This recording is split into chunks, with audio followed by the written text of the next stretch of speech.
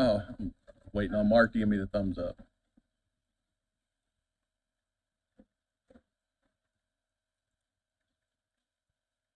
All right, good morning. Welcome back. We're reconvening from recess. To start with, I'd like to have the treasurer give us an update on some things. First thing I'd like for you just to quickly talk about, Brad, is the TREX program. So the TREX program is the tax refund exchange and a compliance system. It's administered through AIC and the state of Indiana through Trust Indiana and the state treasurer's office.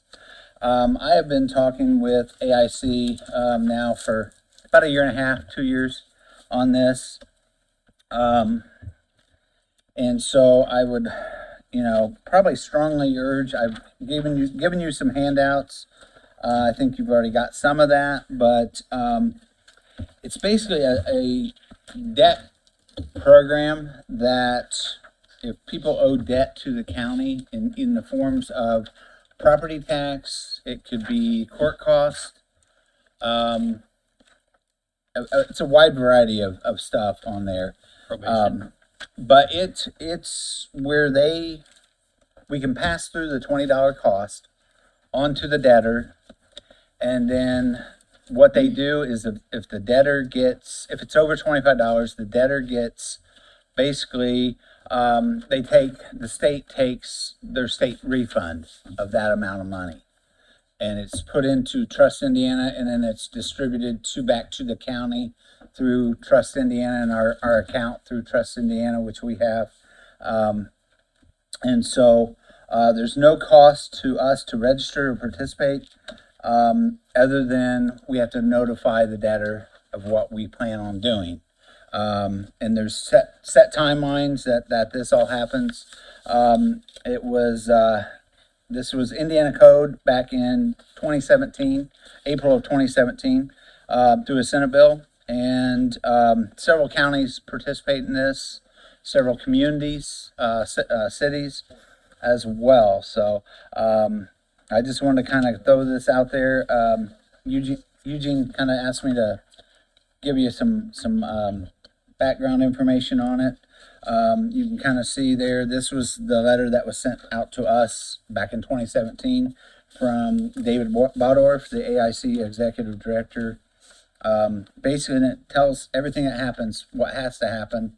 Probably the next step would be for the commissioners to sign a letter of memorandum for that and set it up. I mean, would need to be set up and probably pass through the commissioners sometime in November or December, and then we could start the program in January. That's what they recommend, January 3rd. There's some deadlines to meet, and it's a way if we can collect some extra money. I don't have right offhand what different counties have. I'm going to reach out to AIC and have them send me some information. I'll pass that on to the council and commissioners to give them some knowledge on that. Because we don't really have you don't have an idea of what we might be able to collect. I don't know how much debt we have. Obviously, I do on the property tax side. Usually, it's about $8 million a year. If we could collect even 5% of that or 10% of that, that's a healthy amount. We don't receive $8 million in property taxes per year, you think, roughly? Probably, yeah. That's why they're in tax sale. Because we'll have about 1,000 properties in tax sale, which is down a little bit. So that's a good thing. More people are paying or we've just given away the properties, through different programs or nonprofits that don't pay property taxes. Mm-hmm. I think it's a good program for the county to look into. Mm-hmm. And if you can collect this money and prevent it from going as far as a tax sale, that Right. does save the county in the long run as well. It does, yes.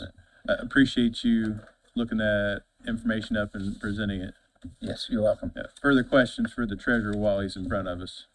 No, I'll just share that yesterday I'd reached out to JD inquiring about if there were any legislation or anything in place for something like this. He sent me back a link to the TREX program and also suggested that we work with Ryan Hoff with the AIC. So I talked to Brad right before we started this meeting and offered up to work with him to talk to Ryan to see what we need to do to get this ball moving.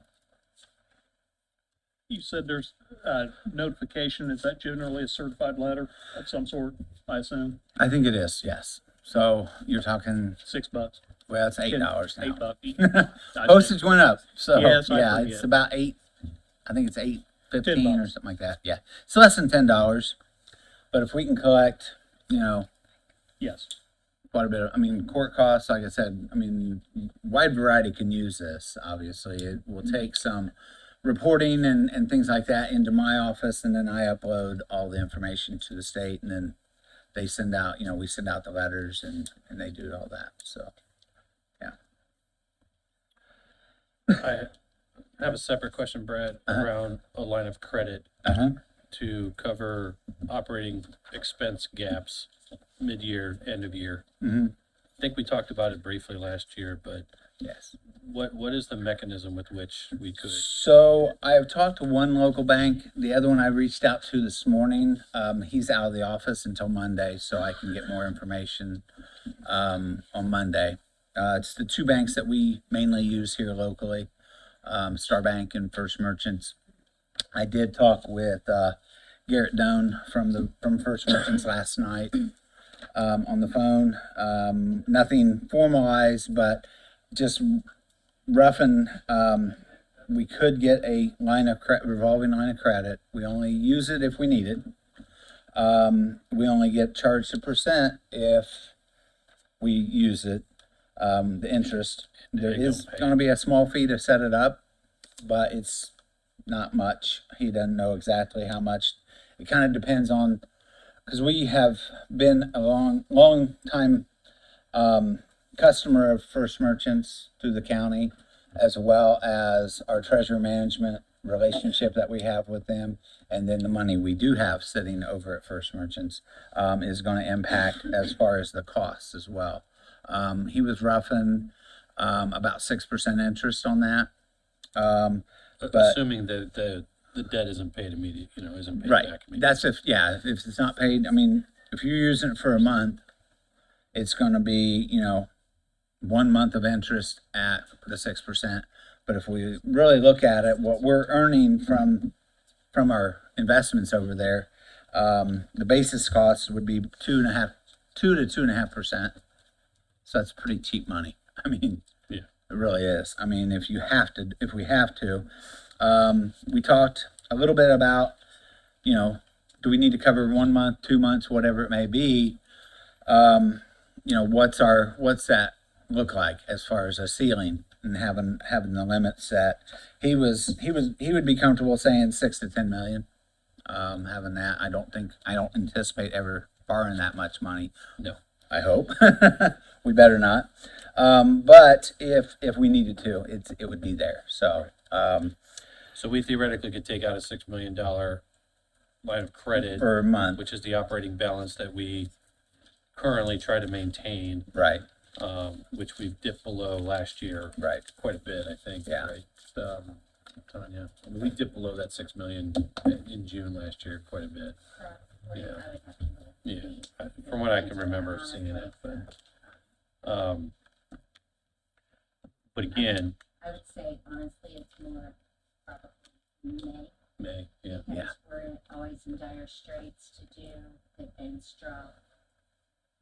Mm-hmm. Yeah, Not dire straits, but Get Nancy. I use that term. Sometimes we have to, but yeah. Well, our end of balance in May 31st was 5,170,000. And then in June, it was back up to 13 million. We get paid in June? Yeah, okay. there's an advanced draw done on the tax portion only. We just elect to do that. Not all counties do that. We're one of the very few that still do it. So we get a portion of it in May when we do that advanced draw. Mm-hmm. And that way, everybody that gets paid out gets a little bit early, and then the rest of it distributes in June after everything's finalized. May of last year, we were at about, just about 6. Again, these are You have to look estimates. Like April 30th. April 30th was in 2024 was 2.2 million. And then in 25, it was, That's the guidance. April at the Dire Straits, Yeah. was about 2 million also. So the last 2 years combined, we've dropped to about 2 million at the lowest point. I remember at last year's budget, Ed said that we really dropped low at some point in time. Prior to 24, I think he mentioned that too, so, And that's the reason he wanted, yeah. and correct me if I'm wrong, please, but I think last year he wanted 6.5 and we went to 6. We only gave Like you 6. wanted You 7. wanted 7, we went to 6.5. Correct, you wanted 7. Yeah, And we gave again, we're only doing that to cover this gap. Very short amount of time. And it short was amount of also time. discussed that the insurance premium, like the large portion that we pay in the early part of the year, is prior to our advanced draw, and it was talked about getting the due date on that Yeah, later. for health or, I believe it was health. Liability? I believe it was health. I think it was health. I think it was health insurance. And Mr. so they were saying, if we could have that done later, like negotiate that due date, I guess you would say, then that might help having it after June. I thought that was under liability. Was it liability? it was Okay. liability, you think? Commissioner Brand or Henry, if I you're don't know here, the due date. or Jenna? So one of the questions, we're talking about the operating balance and the liability payment being before our first draw of the year and negotiating that to come later. Is that something you're aware of and discussing with them? Yeah, so the contract with liability right now is a March to March, and I would like to make it a match our fiscal year, and that would move that payment by 3 months. So that would help that 2.2 Yeah. in April. So it's, the reason I asked the question, Brad, obviously is I think we should pursue this and, use that as a potential gap change to what we expect our numbers to actually be, if required. And if 2 years consecutively, we're at 2 million at the lowest point, to me, that's the You're the looking margin. at, you're looking at end of month snapshot. You don't know what the daily, so it No, could fluctuate could lower. fluctuate, yeah, Okay. absolutely. And It's a I total like, guess. I would like to point out, I love that we always have to make sure, it revolves around payroll a lot. We Yeah. might have a payroll date right there at the end of April or the 1st of May that kind of hinders us, before that advanced draw comes in. So just keep that in mind I as guess well. my thought is, if we can drop the operating balance $1 million to 5.5 or 5, and know that we're covered if tragedy strikes or we end up with some unexpected whatever, why wouldn't we do that? That's my opinion. Brad, Yes, Brad, when you talked to the bank, yes. did you talk about the formalities that they would require to set up a line of credit? It's mainly, make an application. They would want, obviously, to see some of our financials, I'm sure, which, the auditor's office could supply them. Ed and I have had some talks about this, I think last year, when you guys kind of brought it up a little bit. And then we talked with, again, Star Bank as well, because that's who holds all of our tax dollars for us. And then there's just an application fee and then they open the line of credit. I do need to check how long that line of credit would be good for. I don't want to have to pay that every single year. So if they can do like a 2 or 3 year, loan, even if we don't use it in those 3 years, we're just out the application fee. Well, I would want to know the formalities because I'm familiar with doing that on behalf of school corporation. Right. And it was done through tax anticipation warrants, Mm-hmm. which requires advertising, requires public hearing, Right. requires paperwork, and in fact, we worked with Star Bank, and Star Bank wanted an opinion of bond counsel. Yeah. Well, that's an And expense. So we didn't talk about, because Eugene asked me about this last night, and so I just made a phone call over to First Merchants. It was after hours, but I know one of the gentlemen that I talked to with. And so, I mean, like I said, nothing is really formal. I mean, this was last night at like 8 o'clock.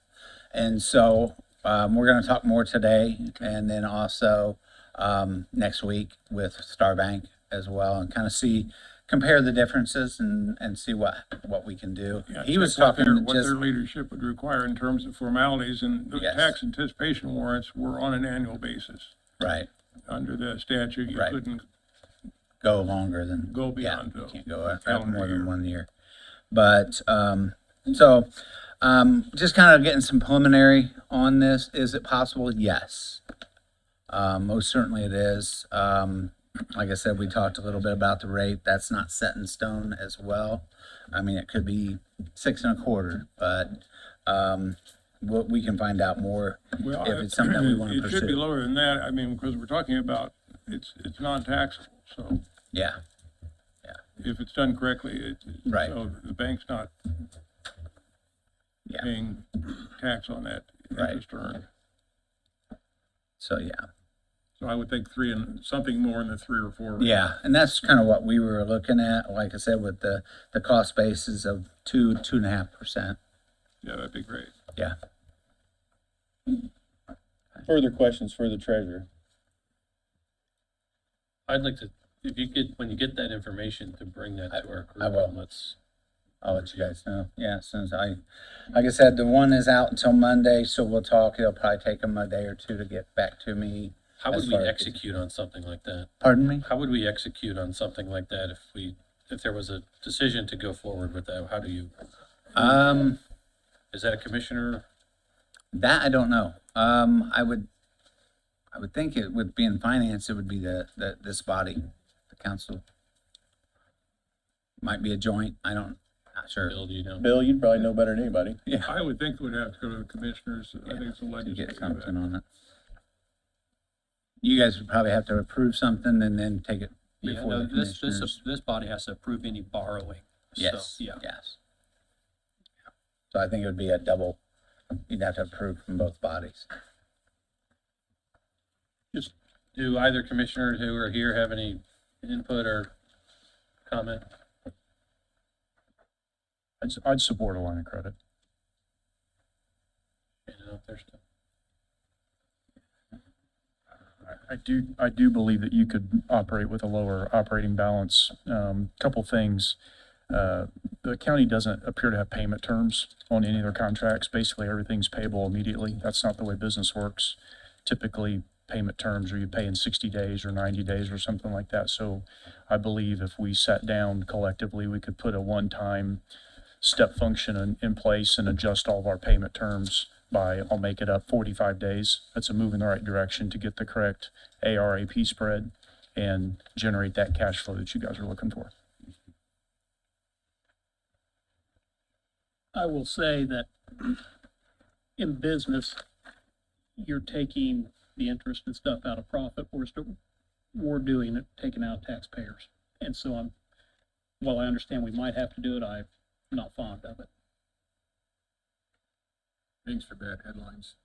Yeah, I don't care about headlines, I want to do what's right. Yeah, I didn't quite, what were you saying if we borrow, you don't want to take it out of say that again? No, I say in business, if they do a line of credit, that comes out of their profit loss margin. Yeah. If we do it, we take it out of taxpayer pockets, to pay for the interest. And so while we might have to do it, I understand, but I'm not very fond of it. My goal would simply be to have the line of credit available to bridge the gap so that we don't have to pay interest, but the short-term debt is literally short-term. And it's against that, capturing against our revenue potential, and it's a 45-day window, and we have the money to do that so that we don't have to maintain another $1.5 million of balance. That's, to me, the goal. And we've heard it and we've talked about it at least my 3 years here, on occasion, because that operating balance, you know, I get complaints about it all the time.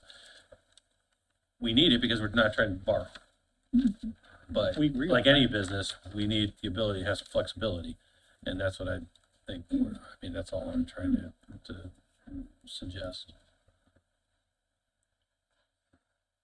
I agree with you, Matt. Other comments or questions for the treasurer? All right, hearing none, thank you, Brad, right. appreciate your time. All right.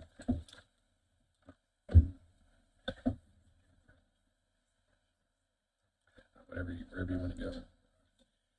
I'm gonna give a couple of quick updates. The Health Department, Jamie Bain, he did contact Tanya this morning and said that his numbers on givebacks need to be reworked and updated.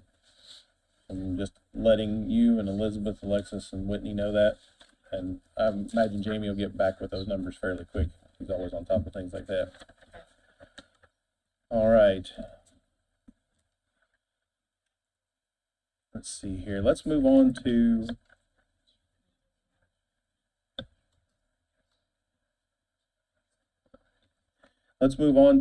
the courts. I think we have some updated numbers to hear.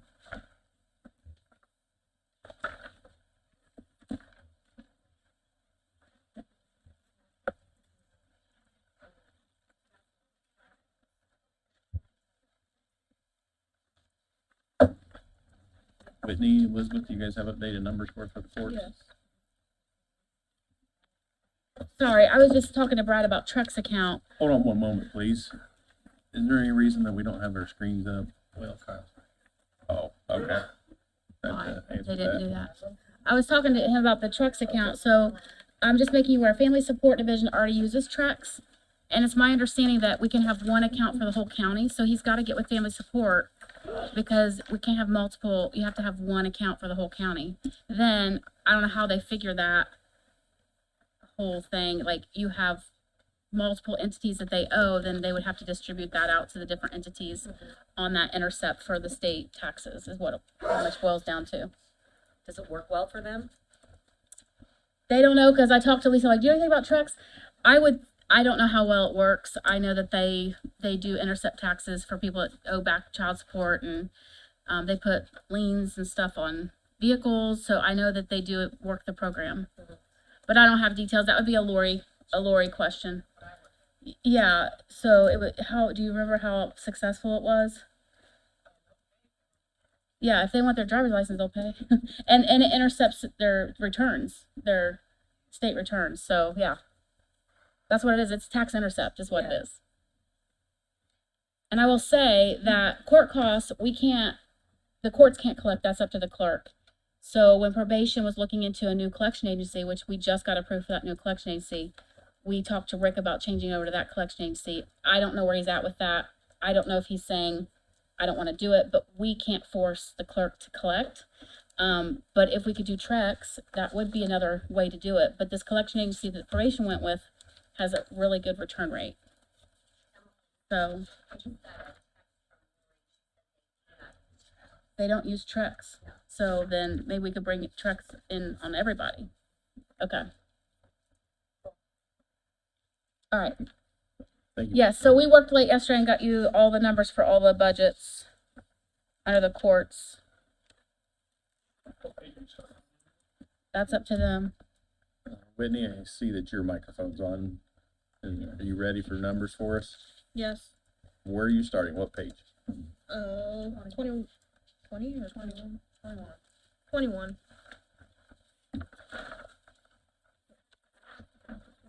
Is the salary and wages number the same that I have? I have negative 119,276. I do not, so 119, 276. thank you. Mayor, that's where we got 121,916. Before? Yes. Yeah. Did you guys add in that 2,640? Probably not, I mean, Probably not. I think I probably just left it alone after we realized it was going to take a lot of time Yeah, to I work think on we this just- one, so I think we just left it alone. I'm gonna trust your number on this, so the 119,276. What line was the 2,640? Adding the program coordinator.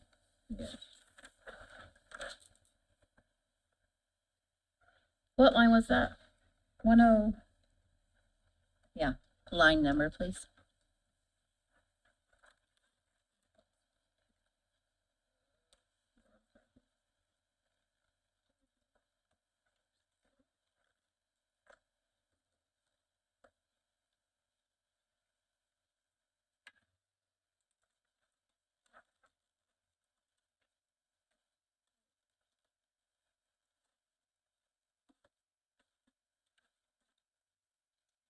Could have been the difference maybe from that probation officer that had that mandated increase, because What's that?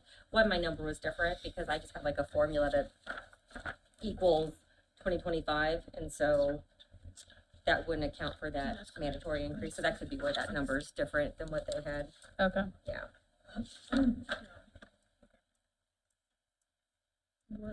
What line was that? What mandatory? Huh? Which one had it? That was the one we switched from pretrial to probation officer. Do Is we that know which? 140, 140, 101? line 140. Mine, yes, 140 used to be pretrial, and then we switched it to probation officer. So it had a big increase on it. It's 56,628.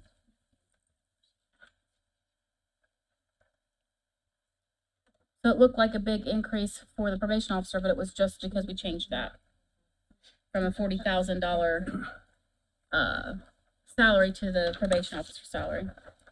Is that the 56,628? Yes, and it Okay. used to be 40. So does that differ from 2,640 that you guys are No, talking no, about? this is the FRC program coordinator that we added in. So what line number was the FRC program? 142, 101. 143, 101, sorry. 143, 101? Yeah. That's at $2,640 that they shorted her on the grant.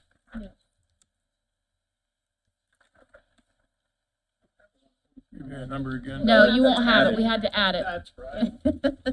$2,640. Yes. Yes.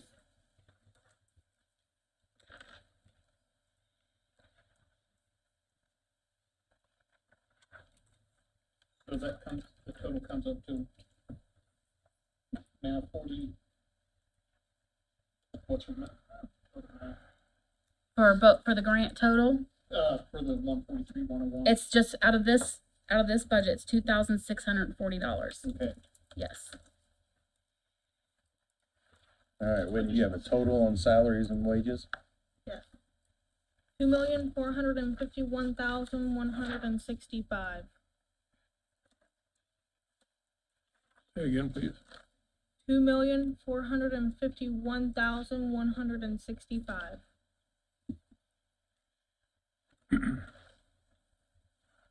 Thank you for your patience, ladies.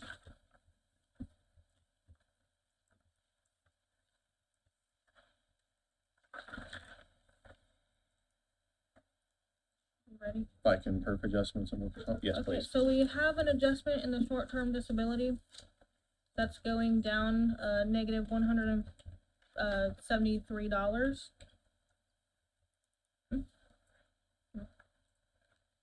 For a total of 12,780.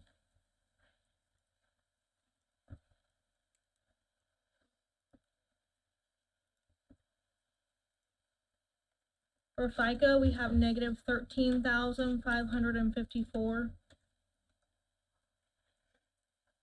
For a total of 207,766.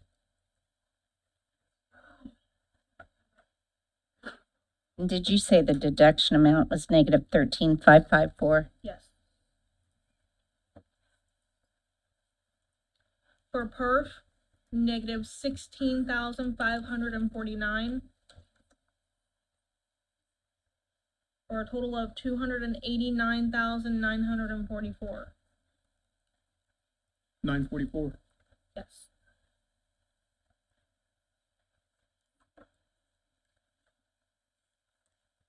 We also have a reduction in life insurance.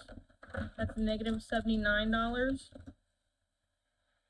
for a total of $6,339.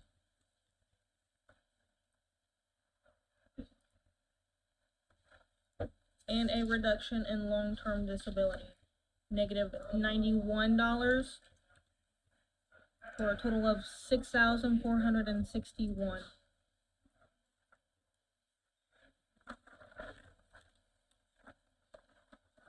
Workers' comp, you have negative 1,472.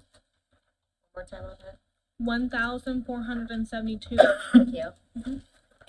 Excuse me. for a total of 36,176.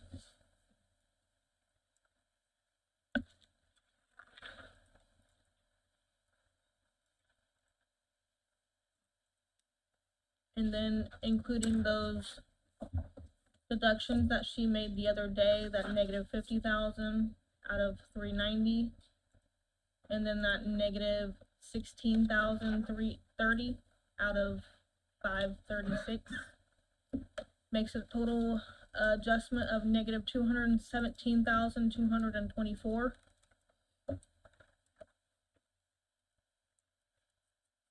And a total budget of $4,054,984. Sorry, one more time.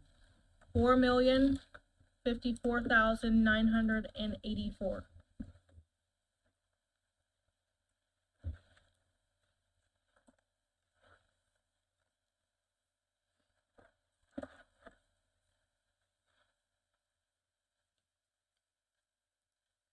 Could you repeat the 536 numbers, please? 536, negative 1630, like 16,030. And what was that total then? So I don't- 13,140. Thank you very much. Yep.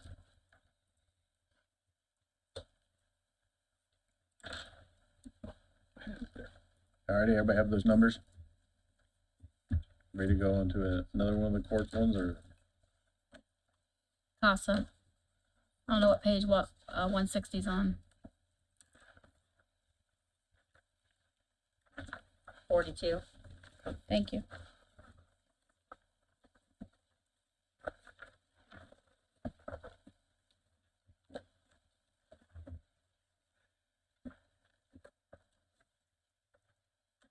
So in the CASA, have a reduction of 5,842.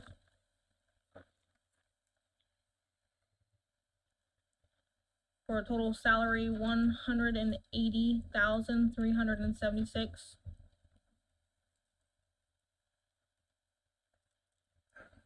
FICA, you have negative 447 for a total of 13,868.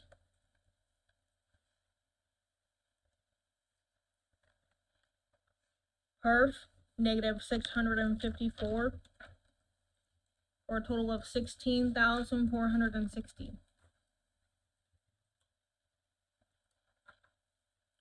Workers' comp, negative 70 for a total of 3,162.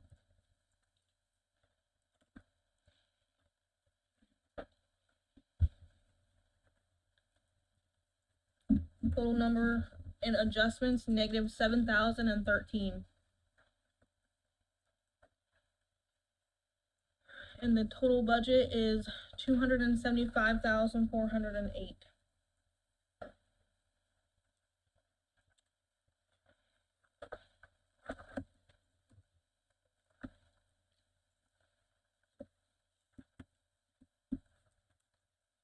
I believe that was the only two because we already done 4D and the rest are grants. Yeah. Any other questions?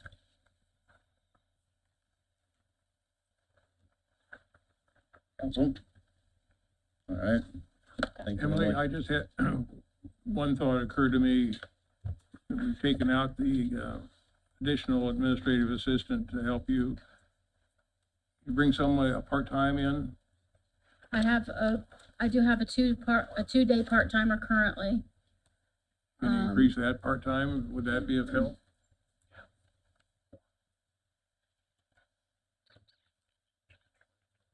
I mean, anything would help, so. Would you need additional funds in order to increase Yeah, that? I only have enough part-time for the 2 days currently. I didn't budget for anything more than the 2 days a week. If they did 4 days a week, would that be a benefit to you? Yeah, Why don't you figure out what additional number you would need in part-time to do that? okay. Anything else? I was just telling Matt, if Brad's saying that we could recoup like 8 million in unpaid property taxes, I'm curious what that court number would be. Right. Well, I can't remember. We did look to see what was outstanding in court costs and fees and fines. I have it. It's astronomical. It's over, yeah, it's like 3 million, I think.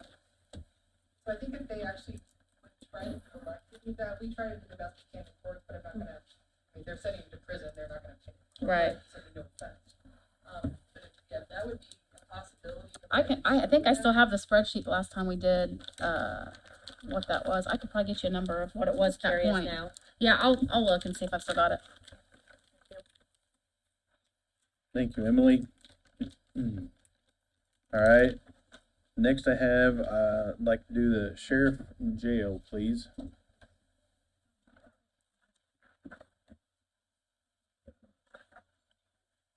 Page number, please. 62. Nope, I take that back. That's lit. Let me get it. It's 13. Okay. So that was earlier than that.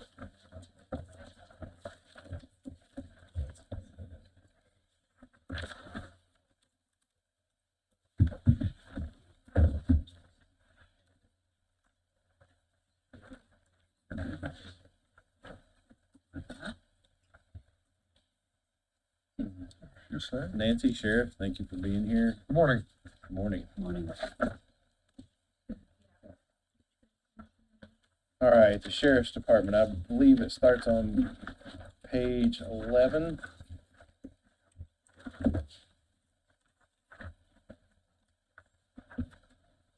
And I'm going to go to page 13. I had a couple of questions on the operating supplies fuel line.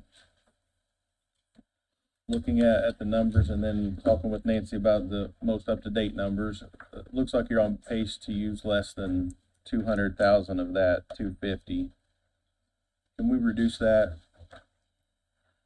If we take fuel back to 222,000, which I realize that's not a large decrease, but take 3,000 of that and drop it down into the vehicle line, that gets the sheriff's full vehicle paid for, but I still reduce fuel more. Did that make sense? It does to me. So out of that $28,000 reduction, moving 3,000 of it to vehicles to be able to cover a full vehicle, and reducing the rest of it is just actual $25,000 reduction in the fuel line. So reducing by 25,000 in 221. Actually, it's a $28,000 28. reduction. So we're adding that. Gonna add 3,000 Got it. because, as the sheriff said, it's kind of ridiculous for us not to fund the amount for a full vehicle. So $3,000 would go down to line 537. I asked Nancy specifically to try and find 3,000 somewhere, and Nancy worked with me on that for that particular issue. Well, Brad had to step out for his call that he told us about it. We had discussion about the ability of the redevelopment commission to fund vehicles. They've funded 6 this year. Correct. Brad thinks that there's money there that they can fund those 6 again next year and this one too. Bill, I did ask that question, and the answer I got was the redevelopment commission can only do that once every 3 years. Is that correct? That's, as I understand it, that's been historically true. This is only my first year. I understand, and that's also why I asked the question, if they can do that continuously. But with, either having, As Brooke one, Struble as here, one or- member of the DCRC, I can tell you that we would certainly entertain the request. Would they, okay, if they're not gonna do this, the 6, except every 3 years, can they do the 1 this year, this coming year? Again, that's 20% of the voting body of the DCRC. If the sheriff will make the request, I would certainly support it. I think as much as we can move capital items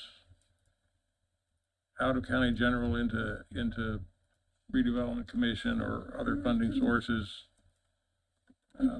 that's good. We should be looking at funding people first in our general fund budget. Everything else is supporting only. And if we can find other sources, that would be my recommendation. So I misunderstood the question. You're saying take it out of the county council's budget and ask the DCRC to consider it every year. That- I thought you meant And by actually, one. this is the second or third year in a row I've asked the same thing. I got you. Yeah, I thought you meant leave it in the county council's budget and ask DCRC for a vehicle. No. Take it out of here.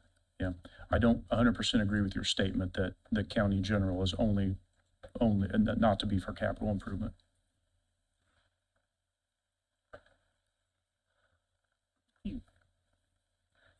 I would stipulate that, I mean, while I agree that I would say that the money for redevelopment commission is focused on economic development. Public safety is part of that, a fraction of that. And I don't disagree that I think that, you know, we have to find a way to fund public safety. I'm not sure manipulating all that capital expense from those districts alone is completely wise, but that's a complicated, I think it's more complicated than that, but and Bill has a That very mon- I mean, valid that question. That money is tax money. it is tax money, It is absolutely. tax money, so it doesn't belong to that district, it's tax money. I mean, finding out whether or not it can be done every year is a valid question, and it doesn't seem like there's the proper people here to answer that question right now. And bringing it back to the DCRC every year is not a bad request. All they can do is say no. But that's another option, and that's what we're looking for. Sure. Now, I would disagree with Bill on completely taking it out of our budget. I just wanted to see the ability to purchase one full vehicle, at least have the funds there to do it. Well, I would say again, from my perspective, $55,000 could give 55 employees a $1,000 raise.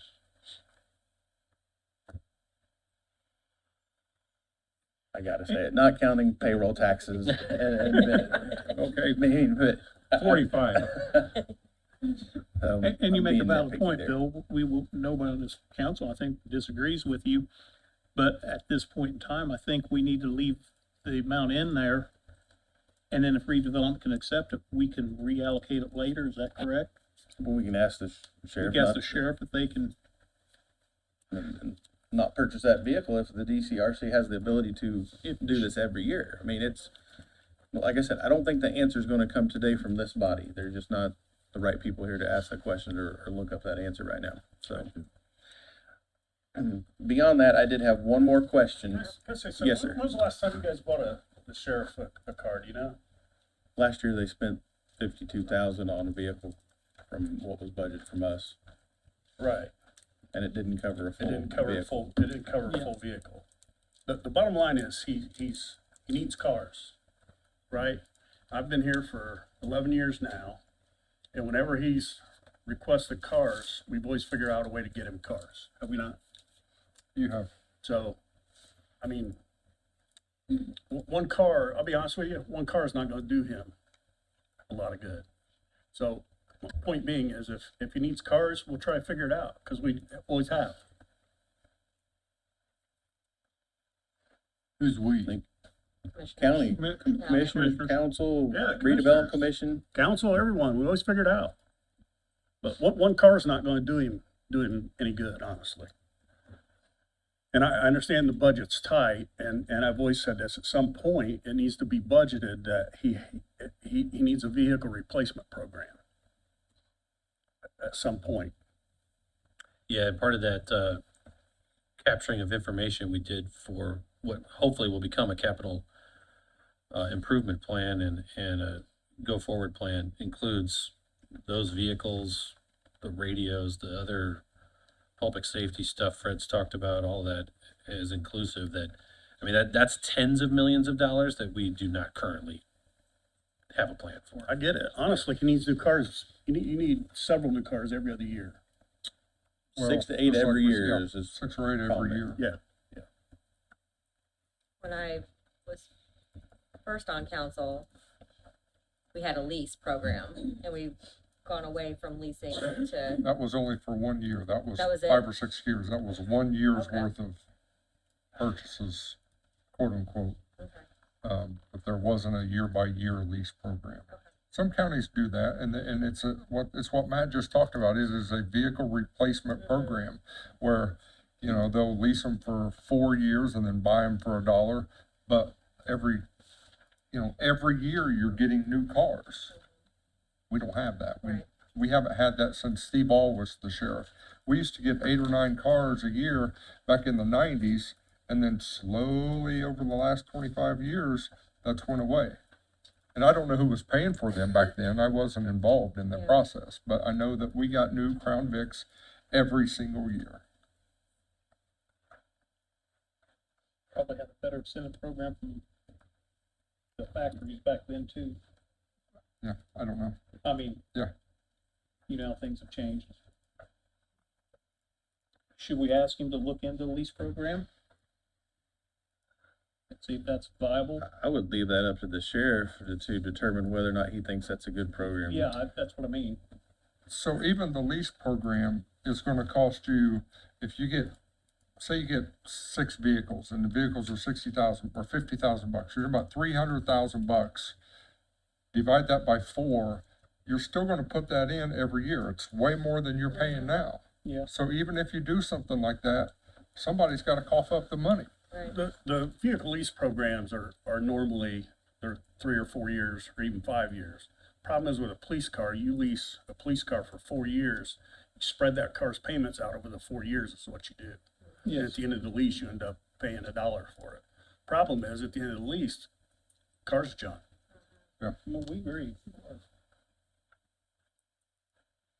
All right, I do have a follow-up question for the federal inmate part for the rest of this year. Do you have an updated number on revenue for that?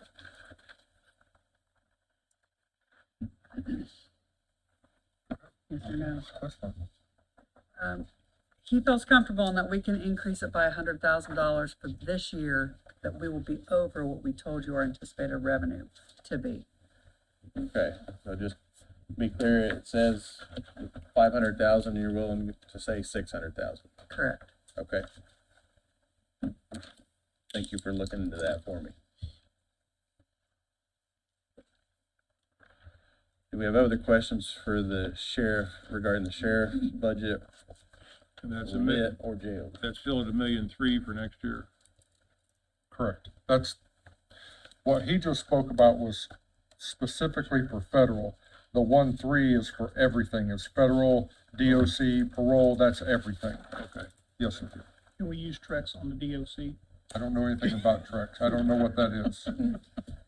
I wish we could prevent medications and stuff. It would be nice. So it's gonna go ahead at the same time. Further questions for the sheriff? So just to be clear, the 100,000 that we just added was for 2025. Yes, sir, for the last half Okay, of yep. 2025, yes. You threw me off when you said that 1.3 is for everything other than, she sends in a Form 33 with all her revenue, your revenue, her revenue, sorry. and it's broken down, and we split that up into the proper category for what it is. I understand. So is that 1.3 correct on just that federal inmate line as far as how we report it on our revenue report for the council and Gateway? So on Wednesday, we moved anticipated revenue for 2026 from $1 million to 1.3 million. I have. I don't know, to answer your question, specifically which lines they went into. That was a umbrella general term, so I can't answer that question. Okay, we can, You're saying federal inmate revenue for 2026 is anticipated to be 1.3. No, No. I'm not saying that. I'm not Saying saying that at all. okay, then can I get with Nancy Yeah, we'll have to later and figure we'll out. break that down yep. into the proper lines? Yep. Okay.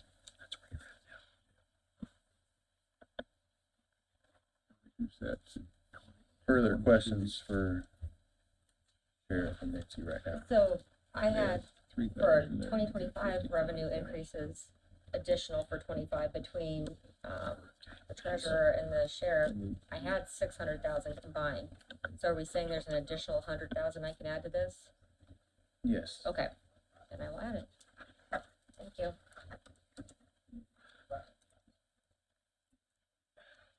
Question? I'm ready to move to the commissioners. All righty. Thank you both. And Thank you. Tony, thank you for being here. Thank you. Yes. Nothing for the jail? What do you got to give us? Yeah. Nothing? Did I fail to ask the question? Nothing. Okay, all right. See ya. Thank you both. All right, we'll move on to the commissioners, please. I just wanted to see, we don't have currently captured anything that Commissioner Brand and Commissioner Henry were referring to relative to potential cost savings for next year. On health insurance. Well, the correct? clinic, Okay, so that was one area. I have updated numbers that I think I've crunched for current health insurance premiums that we're paying, even though we know that there may be an adjustment after the fact. So I think that we should try to capture some, if not all of some of that. So the clinic, just to summarize that again, the existing payment to the IU Health is 500K, all in, where I think you said 800 roughly for them. We expect the 500 to go down to 140. If we're getting better utilization, where do you think we end up roughly in terms of clinic costs if we move to Marathon or whoever? Yeah, again, remember, we're gonna try to get a gradient scale on the per member per month. Right now, it's all in one. It's basically, I think at IU, it's $41.96 for anybody. And we're proposing a gradient scale with Marathon, so the employee would be, for example, $38. The spouse would be $36 and the dependent would be $30. So, doing that math, I did some quick math while I was sitting here. It looks like if we leave prescriptions in, that savings to go to Marathon, assuming the utilization stays the same, is probably going to be about $360,000 a year. can I ask the question, if you reach your goal of 50%, do you have a rough cost of what that would be? Okay, so I can tell you what the cost would be at the clinic, but I can't tell you what the offsetting cost would be because they didn't go to their doctor and spend that same amount of money. Do you understand? Yes. Right, because we're paying for it at the clinic, and it would be a free benefit to the employee, but they go to their doctor anyway, or the doc in the box, or the ER, or something like that. So I can't predict that. Right, I'm trying not to use the number that I think we're going to exceed, because if the goal is to get from, you think you said 10% or roughly that or lower, up to 50%, we know it's going to cost the county more money. And I was trying to get as a worst case scenario and then possibly split the difference, because 50% is a lofty goal. I hope we attain it. I don't see us getting there, especially in the first year. I just want to know a number to budget that's higher than the lowest. If you do get to 50%, it's not going to cost more money than it does today. You're still going to save a couple of $100,000, maybe $250,000. Okay, So is 350 grand, a fair recapture of cost, do you think? Yes, that's the number I gave you to start with.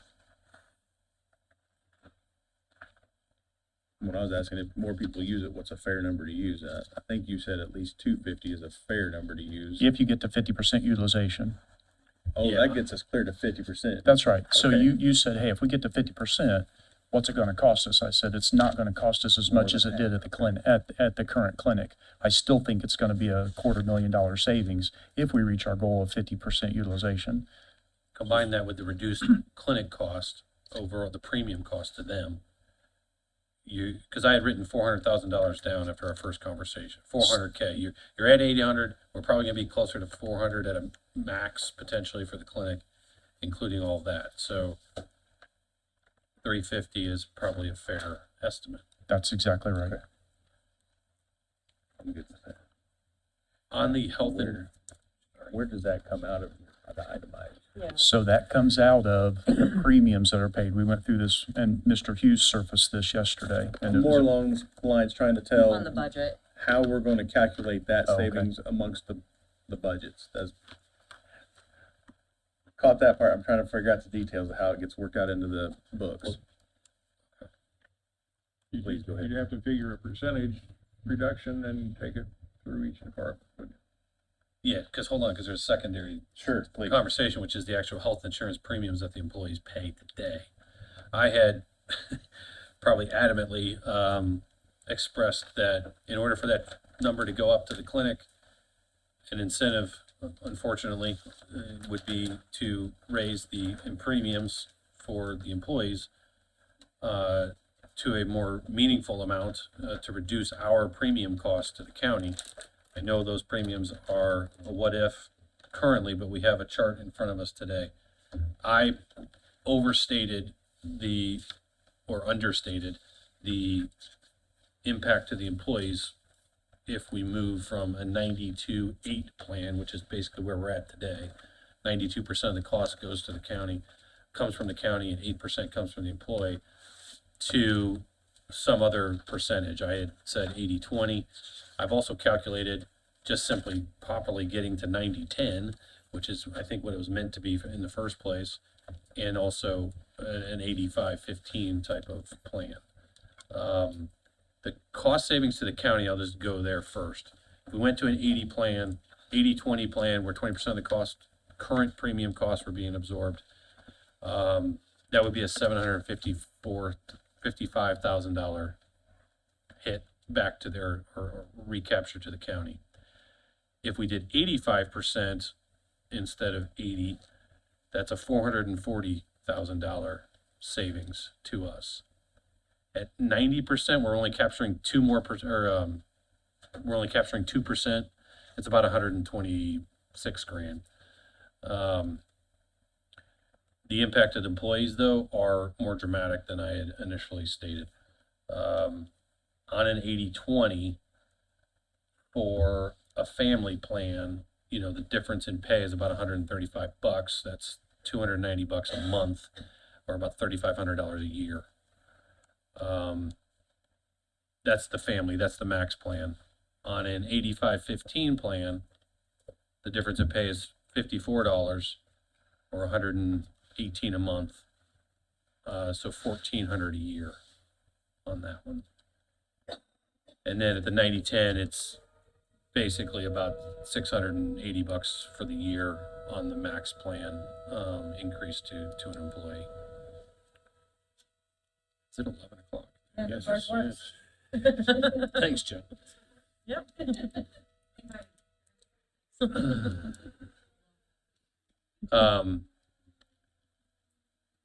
So unfortunately, my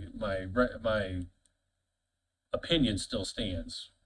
We need to have a more meaningful carve out for employee health insurance, in my opinion. And 80-20 is still above what most folks get. I even talked to somebody about the schools, somebody mentioned yesterday. 70-30 is the norm, 75-25 on a good day, 80-20 is great. I know it's painful, but if we end up having to cut heads versus cut insurance, my vote is we cut insurance, or we capture back insurance. If you took the savings you're talking about and left the employee contribution alone, what would the county say? Say that again? We're The, gonna leave the employee first, the contribution- 350 we just talked about, you mean? Yeah. That's above this, so that would be, if we went to an 80-20 plan and we captured 750,000 just premiums, you add the 300 to that, we'd be at $1 million, or $1.1 million. The 350 was for the clinic. The premiums are for healthcare. Okay. Yeah. We freeze or keep employee contributions where they are, do our best to reduce costs. That's all going to go to the county. Mm-hmm. But you're suggesting that we adjust the percentages so that more goes to the county. Yes. I'm also thinking 2 years ahead that we're gonna end up doing this next year. Probably, in my opinion. Does the employee contribution, has that gone up every year? It's never gone up in how many years? The best of my knowledge, it hasn't gone up in at least the last 8 years. The dollar amount, That's coming not out. percentage, we're talking about the actual Yep. dollar amount. That's coming out of the employee's paycheck. Their portion of the premium has not gone up.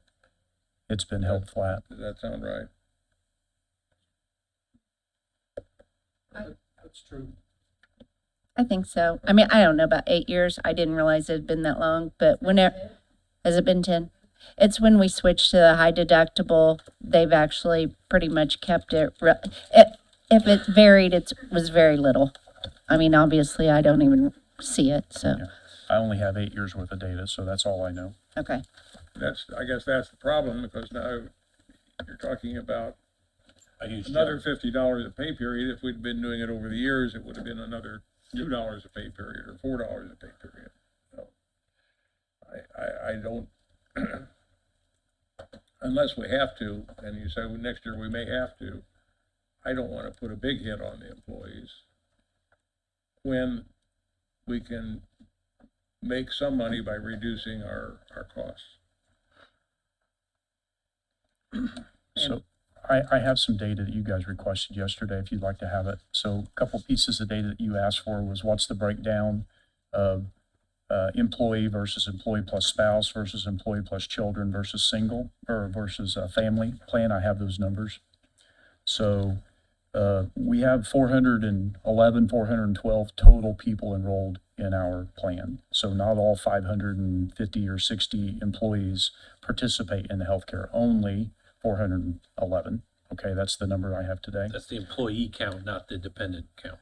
That's correct. Okay. Employee count. So not all employees take healthcare. Yep. So single enrollment is 214. Employee plus spouse, 44. Employee plus children, 95. And family plan is 58. That's 411. That number's been 410 to 412 for the last 8 months. The other number you asked me for was what did we anticipate we were going to spend in 2025 for healthcare, and then plus dental, vision, et cetera. So I have what we signed with Apex at the beginning of the year. The 2025 expected for healthcare is $6,641,166. I'm sorry, so what is that again? $6,641,166. That's just healthcare. I'm sorry, so that's that's the premium number? That's the 2025 expected cost. That's medical, RX, the admin, the stop Okay. loss, Actual cost. actual cost. And this was the projected. This is what was Our signed with projected was 6,289,902 is what I had written down. I understand. Okay. So if you add dental, dental is expected to be this year $276,499. Vision, expected to be $54,093. And the numbers I had just read off were premiums only for health insurance, I believe? Or does this include vision and dental? It includes It everything. does, okay. But our 2026 request was 5,937,664, which was only health insurance. I didn't calculate the vision and dental. That's right. Okay.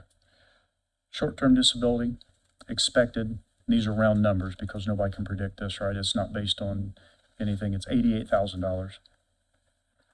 Long-term disability, $47,000. And life coverage, $64,000. That brings those two numbers, so your healthcare plus dental, vision, short-term, long-term, and life, to $7,170,758. Please repeat that, 7. Sure, $7,170,758. So if you take the total number of employees on the plan, 411, divide it into that number, you get $17,447 per employee. So that's an alarming number, 17 what? $17,447. I attended a meeting last year in November with Apex, and the commissioners graciously invited me to it. This was at the end of November, and when I saw these numbers, that's what set me off on the path of looking at our healthcare. The average cost per employee in the state of Indiana is about $11,000.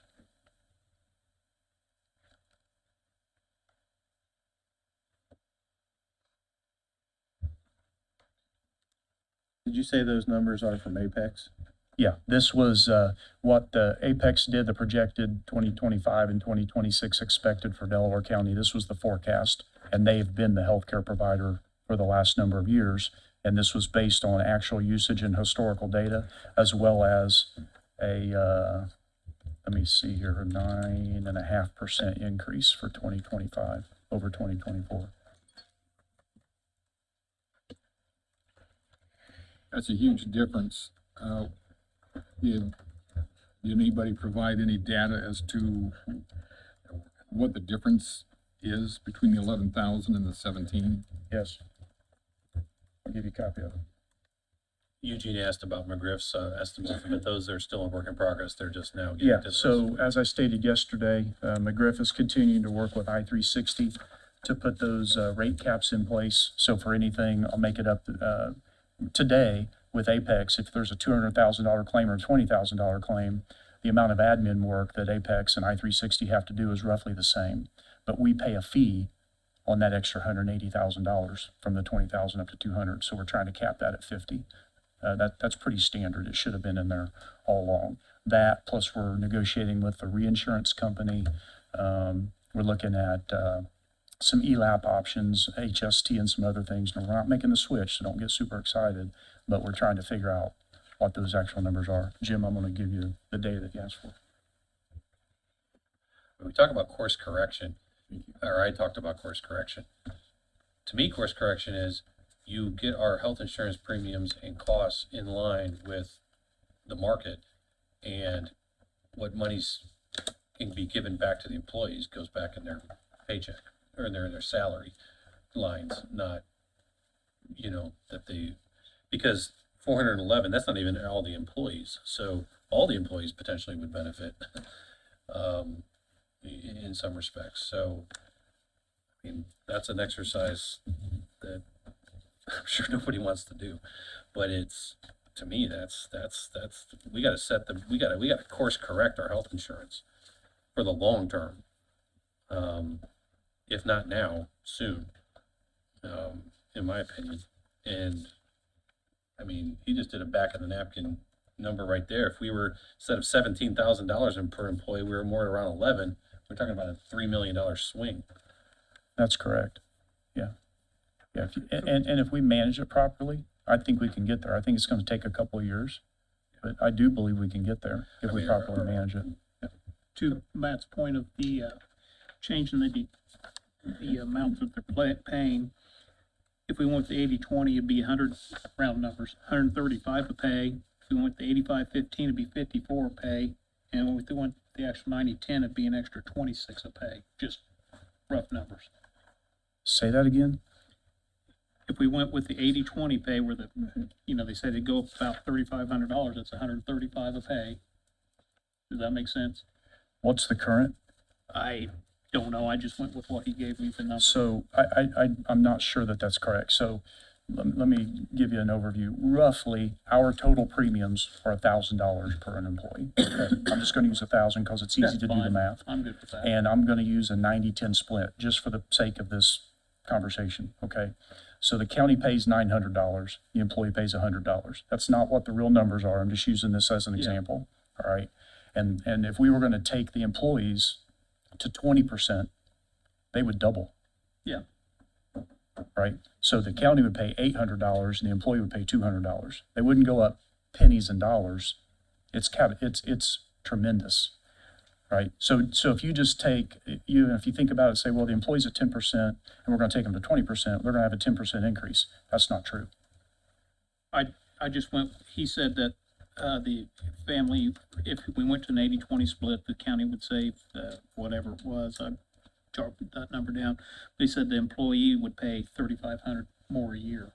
So he was getting the per pay. 3,500. Yes, I got you. and so the per pay would be 135 if we went. That sounds right. Yeah, and that's what I'm giving, is just It's expensive. the per pay It's expensive to make that shift. that we know. But to Yeah. Mr. Hughes's point, had we been doing, 1.5 or 2.5% year over year, Yeah, they'd still be paying that today, but and then the 85-15 would have been 54 pay. That's divided by 26 pays. That's generally what we have, by the yeah, way. And then the 90-10, if we went up, would only be 26 pay, but that's 2% right. over what they're paying. I just wanted to Yeah, put it's that a out big there. jump. And there are 27 pays this year. That's what I said. I did that on 26 pay because that's even normal this year being. I have a question in regards to the health insurance, and I don't know whether you have the answer to this or not. If I don't, I'll make it up. Thank you. Perfect. My wife was paying $900 a month for her health insurance. As a county employee, for myself, I was on Medicare. To get her on the county program, I had to get on the county program myself, That's right. which I didn't want to do, to get her on. So we had to go from a single to a family plan. Mhm. My question is it possible, and there probably are other people in the same boat doing the same thing that I am doing this year, where a spouse could qualify for Medicare, but rather than having Medicare be the primary, the county is because of either the family plan or the spouse plan. So I don't believe the Apex or McGriff offers a spouse plan only. Is that what you're asking? Yes. Yeah, I don't believe it. I remember this conversation vaguely. This conversation took place about 2.5 or 3 months ago. Yes. There was some legal reason. I can't remember the details, Jim, I'm sorry, but long It story doesn't short. make sense to me, but maybe. Yeah, they don't have a spouse plan, just like retirees and their spouses being on. We have retiree spouses on that the retirees passed away. And that shouldn't be. They shouldn't be on there. Those are oversights and big mistakes. There are retiree spouses going to come off later this year. There's no such thing as a spouse only plan with Apex or McGriff, and I can't remember the legal reason. The county has twice, I guess, again, the county has twice the exposure. They're picking up pennies and losing dollars. I 100% agree with you. Commissioner, it was referenced earlier, just a point of clarification, that employees, it's costing $17,000 per employee. Just a quick Google search tells me the Rand Corporation study found that IU Health was the most expensive hospital system in central Indiana. charging private health plans 333% of Medicare rates statewide.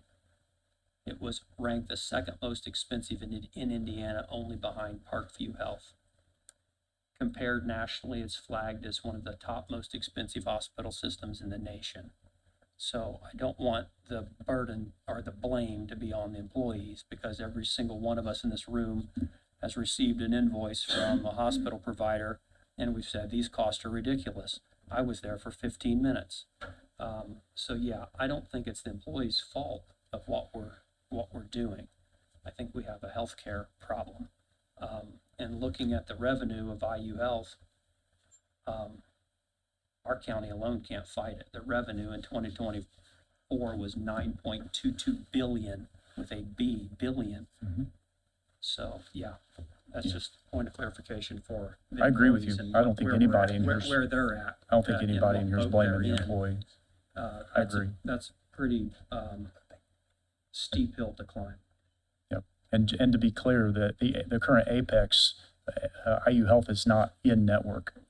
So people Correct. go out of that a lot. Right. Yep. Yeah. And it's not any better. It's, in many cases, it's not any better. It's the same ridiculous bills by another provider. Yep. Correct. And that was one of the problems with the Apex contract that got surfaced very early on, is they were making a fee on billed charges. Yeah. Has anybody ever paid the billed charges? No. You always pay the negotiated charges, right? But they were making a fee on billed charges. So there'll be a savings switching to McGriff just because of that. Marathon's an independent clinic, right? Independently owned, like not a Yeah, health system I don't clinic? believe they're associated with Ascension or IU Health or anything like that. Commissioner, for Like what, Concentra, sorry. please go ahead. Concentra is a for-profit clinic, but it's not owned by IU, Parkview, whatever. Sorry. You're all right. Commissioner, with what we're trying to do here and get an accurate number wrapped around the health premium number, can you give us an amount that you're willing to allow us to put on paper or in the system to use as a savings? And it's Switching to McGriff from Apex, yes, sir. $500,000. Okay. Everybody get that, and then we'll have to figure out just how that's gonna get percentage-wise divided out amongst all of them, and the reduction. Right, we're at 350 plus 500. That's right. I think that's what I said on Wednesday, 850,000. I just wanted to make sure I appreciate it. You said 800 to 1 million, that's what you said. I think it could be $1 million if we can get I-360 to play ball. If not, we'll start shopping somewhere else. You know, like I said, I think we can get more in line, but it's going to take a couple of years to get there. Before we do just change topics, do you have other questions for the commissioners regarding healthcare premiums or anything else regarding the healthcare? Please go ahead. Yes. I just have a question as an employee and how I've learned to work the system with our health insurance. Since we are not in network with IU, when we do use IU services, because we're in Muncie and we have the IU Health Hospital for the people who go to the ER or whatnot, you know, you're in the hospital or whatever, you get taken to that hospital. I don't really have the choice to maybe go to community who's within network. Is there a way for our county to somehow get in network with IU so that when we do use IU services, it's not as costly as it is now? If you can get on the board of directors of IU Health and have them accept certain other insurances, you know, IU's bought up everything around here and they want you to use their services and their providers. They don't want you to go out of network, for example. But even though IU Health isn't in network for the county, you can still go there and it still gets processed, and it's through the BBP, the balance bill protection portion of the healthcare. But it's not about the Apex or McGriff or Gallagher or anyone else not wanting to be an IU health network, IU doesn't allow them in. So you need to get on the board of directors. Thank you. And even though they're not in health, there's, people are still getting referred, they're being taken there. I mean, it's unavoidable in many That's right. circumstances that you end up there. Yep. So, yeah. You're right. I mean, if you're pregnant, I mean, the chances of driving from Muncie to Anderson to deliver your baby, although I've heard it happening, but that, you know, that's not time permittable often, so, yeah, it's, I don't know. Other questions regarding the healthcare part of it, or comments from the commissioners regarding the healthcare part? Not necessarily regarding healthcare. Can I ask you then one yeah. question before you move? I guess in terms of, you know, the percentage component, it sounded like yesterday or day before, you know, you were a proponent for trying to move that number, shifting that 80-20, or not 80-20, the 92-8 to Yep. something else. And what I said yesterday was, let's say this $500,000, you know, that we just predicted comes true, we should give that credit to the county's portion of the premiums, and that will change the rate. And let's see what it makes it. And let's make up a story and say it makes it 21%, you know, against the county's balance. And we decide we want it to be a 25-75 plan. Then that extra 4% would go into the employee's premium. So we would adjust it after this reduction was taken into account. And I'm waiting on that grid from McGriff. And remember, I'm recommending a 2-tier grid, right? People that go get their annual health screens and people that don't. And that's going to make an impact too on that $500,000 number. I would agree with adjusting. I just want to make sure it's not an overburdensome number from one year to the next. I on agree. Employees. I agree. So then that 500 we really wouldn't count as a savings because it would just be reappropriated towards an existing expense. Such as, We was saying it would go back towards their premiums, right? So it would just Well- get moved. part of it. I mean, what he's saying is if there's only a 21% savings and he was wanting to get to a 75-25 split, the other 4% would be picked up by the employees. That's right. Oh, okay, That's, okay. is that correct? Yeah, if Okay, we so decide, hey, that we want to full get to amount a, is being sure, put in our number Okay. as a savings. Okay. but we have to get that contribution back in balance. Sure. While the commissioners are at the podium, I have a couple of updates from information I've gathered since we recessed yesterday.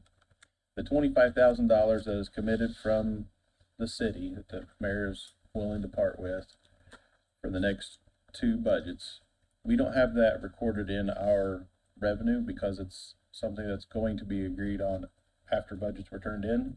So we need to calculate that $25,000 as revenue, and we don't currently. Also, did a little bit more digging on the $40,000, which also falls under the exact same line of thought that I just had with the planning commission, is we don't have that 40,000 calculated into our revenue For the engineers, for the grant aid engineers subsidy. grant reimbursement part of it. Yes, so we need to make sure that we calculate that $40,000 in there as well. And we think we're gonna get that this year too, since he starts. in Let me, hold on September. a second. Tanya is trying to follow up with that. The disbursement for that is made in April and the request for confirmation comes from the state in January, as far as whether or not you have a qualified engineer on staff.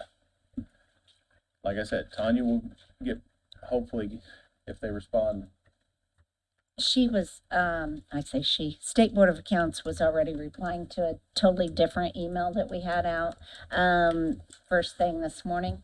So one's come through out of several, so hopefully I'll get something today as far as an email back. we're waiting on an answer to verify whether we even qualify since it's supposed to be submitted in January. Oh, yeah, that wasn't State Board of Accounts, that was just state, sorry. So, So yeah, she will probably get back with me today as well. She normally does.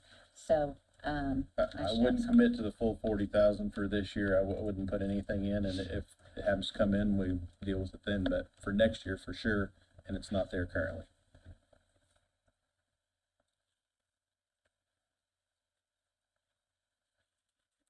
You have other questions, Matt, that you want to ask Commissioner? No, I interrupted him though.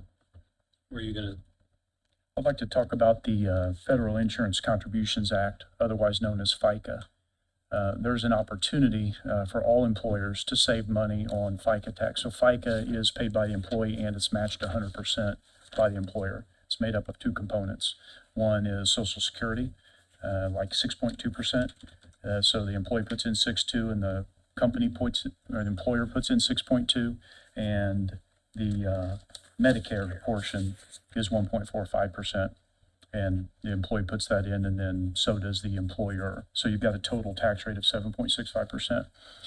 That is based on taxable income. And that's the key word.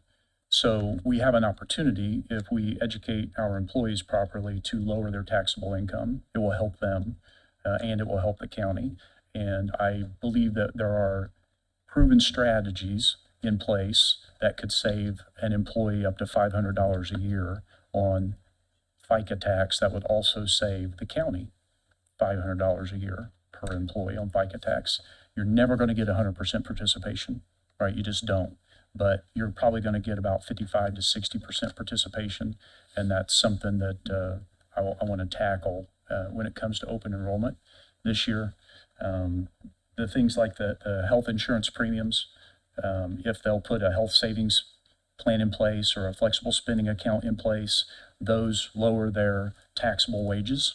They'll pay less FICA tax, and so will the county, and it helps the employee and it helps the county. But we need to put a system in place to properly educate the employees. So, you can do the math yourself on what that could potentially save. I wouldn't budget it at this point, but I want to let you know that there are many other ways to save money for the county and for the employee that's beneficial if we manage it properly. Well, when you go to educate the employees, please let us know so we can help spread the word, make sure it's highly attended. Yep.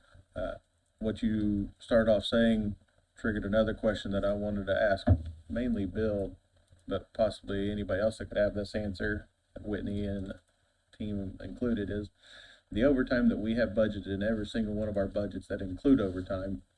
Are we including payroll taxes on those as we're calculating them in OpenGov? Yes. Is that a requirement? And then my follow-up to Bill is, do we have to pay those with what has happened at the federal level? I On can't answer, I can't overtime? answer that, but the no tax on overtime is in effect for this year. So I think we should get an opinion as to whether we should be withholding for overtime, or, it would be a very complicated process because it's not all overtime. There's a cap on it, but it's certainly worth exploring. I'm not sure who we're gonna, I hope it's not a Baker Tilly question, because I don't want to pay any more money, but. I just was sitting in front of this book last night trying to come up with some numbers that, it was a question that I had, and I wish Ben was here, possibly he could answer that, but we definitely need to get an answer on that, because if we're budgeting for those taxes and we don't need to be, then we shouldn't be. One comment on the idea of using flexible spending accounts, and it lowers the employee taxes, would lower ours. But it also, over the long run, since you're paying less into Social Security, it's going to affect your Social Security benefit when you retire. Yep. It's going to reduce it. You're right. Yeah. So that's what you brought up was one of the, I wanted to bring up three things. The second one was tax on overtime. We shouldn't be paying tax on overtime today. And I would hope that our payroll service has updated their software accordingly. And then my third thing I was going to bring up is another way to lower liability and benefit the employee. In the for-profit world, you have a 401k. In municipal, public service, you have PERF. Those are not subject to be counted into your taxable income. And I want to make sure that we're not counting that as taxable income. Somebody, I don't know the answer on our payroll system, but somebody needs to follow up and make sure that PERF is not part of taxable income. That's a common mistake. Talking about the 3% contribution. And the 11.25 that the county puts in, that shouldn't be taxed either. The county shouldn't be paying tax on that. I agree. Yep. But that's a common mistake in payroll systems. You asked about the overtime. This isn't current unless if there were changes to the overtime request, I don't have them, but she does. It'd be close enough. It's 1.25 million of overtime requested budgeted for 2026. 1,253,850.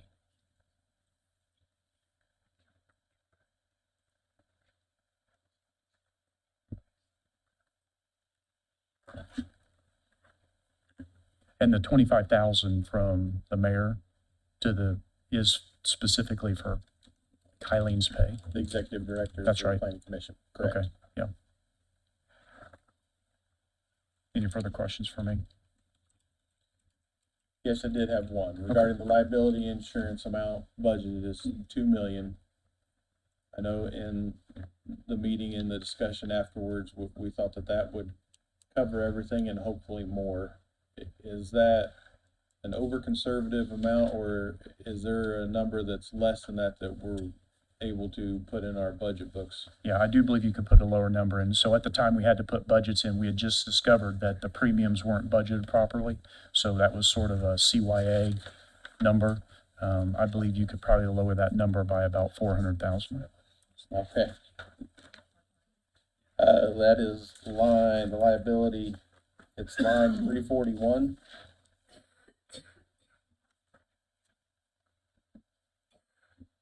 Everybody get that? No, Line 341 on page 37, liability insurance. Goes to 1.6 million.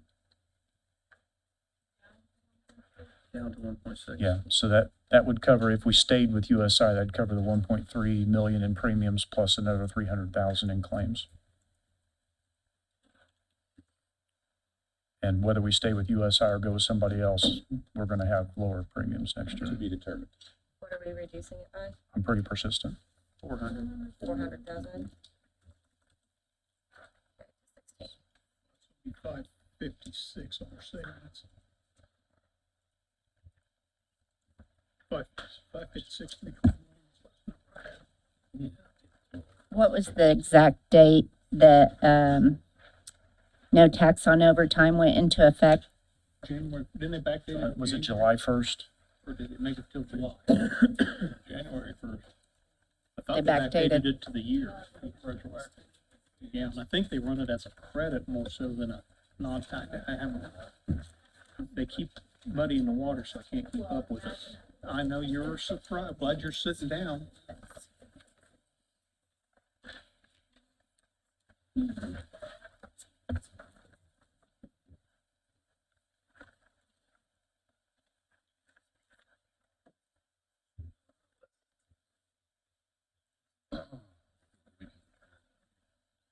What I have is the no tax on overtime policy will officially begin on January 1, 2025. That's retroactive. Retroactive policies designed to benefit non-exempt hourly employees earning under $150,000 a year. The deduction for qualifying overtime will be capped at $12,500 for individuals and $25,000 for married couples filing jointly. And then it phases out for incomes above $150,000 and remains in effect through 2028. But if I recall, it wasn't a true exemption, right? It was a tax deduction. So you'll get the It is credit a when you file deduction. your taxes. It is a deduction, that's Okay. correct. So as a deduction, we still have to put it in, and then the individual will take it out. Just to clear up the mud.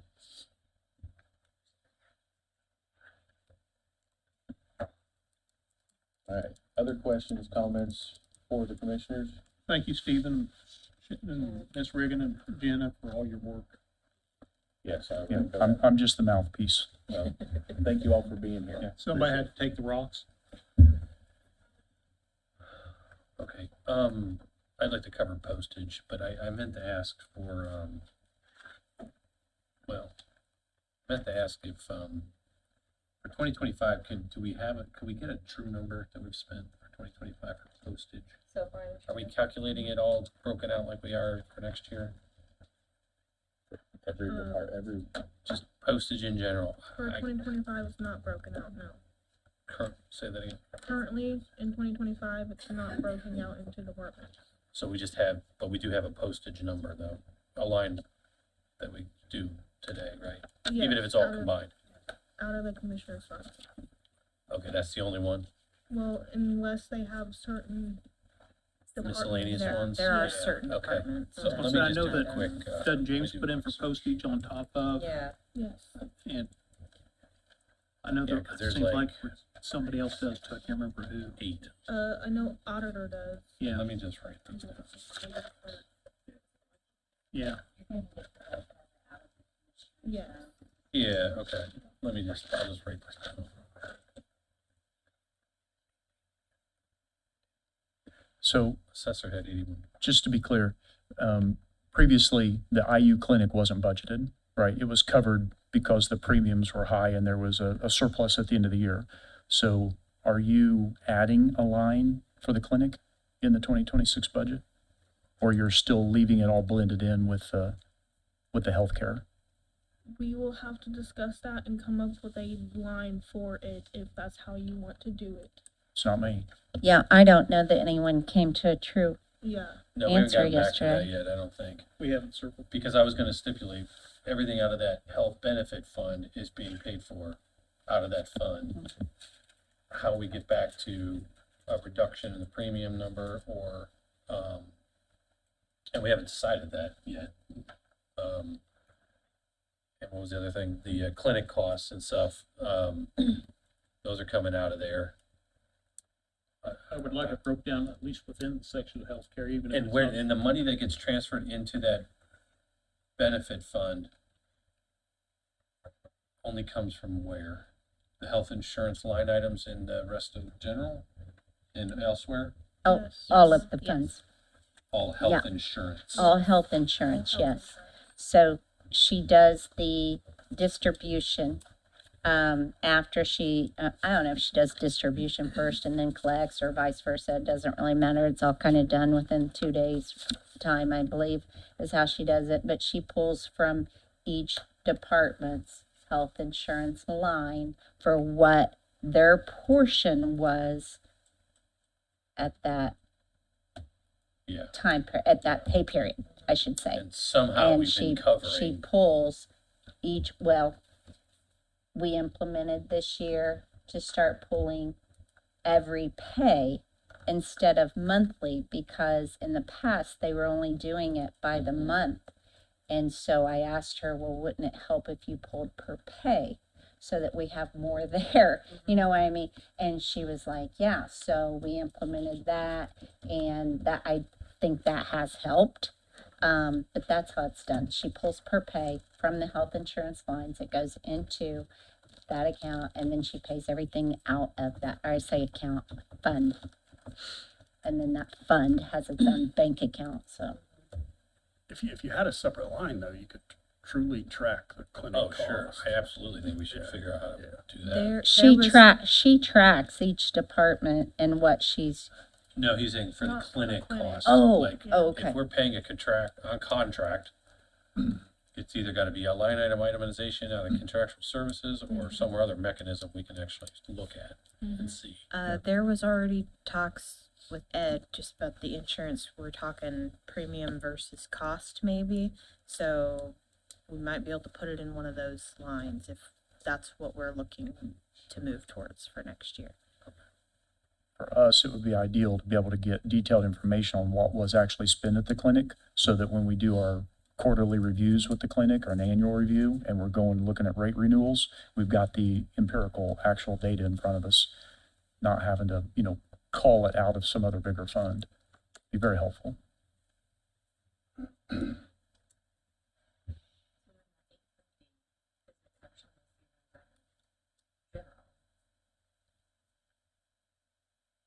it's gonna be split into all the funds. Actual number in total. Get a percentage and figure it all out. Account for it. I guess not all of it. But until we crunch numbers, we don't know how much of it.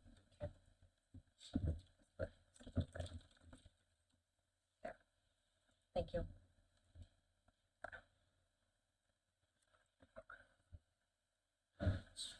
So to answer your question, try to find a place where we could carve it out and separate it.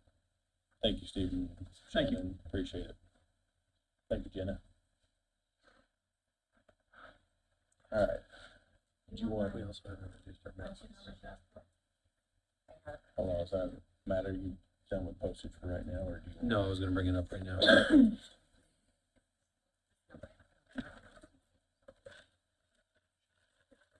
Matt, well, you've calculated your part-time numbers. is Part-time, what if you're- I were to put another person in part-time for four days a week. Well, I want to make sure everybody's paying attention to you, Emily. Emily's got those numbers that Bill requested from her, and that would be in, An additional part-time person 4 days a week, at the $18 an hour rate, which is the rate I pay for that kind of work. It's $24,336 for the year. But you're paying for the 2 days now, I'm paying for 2. so it'd be half of that. So I would like, but this person, that person already has duties.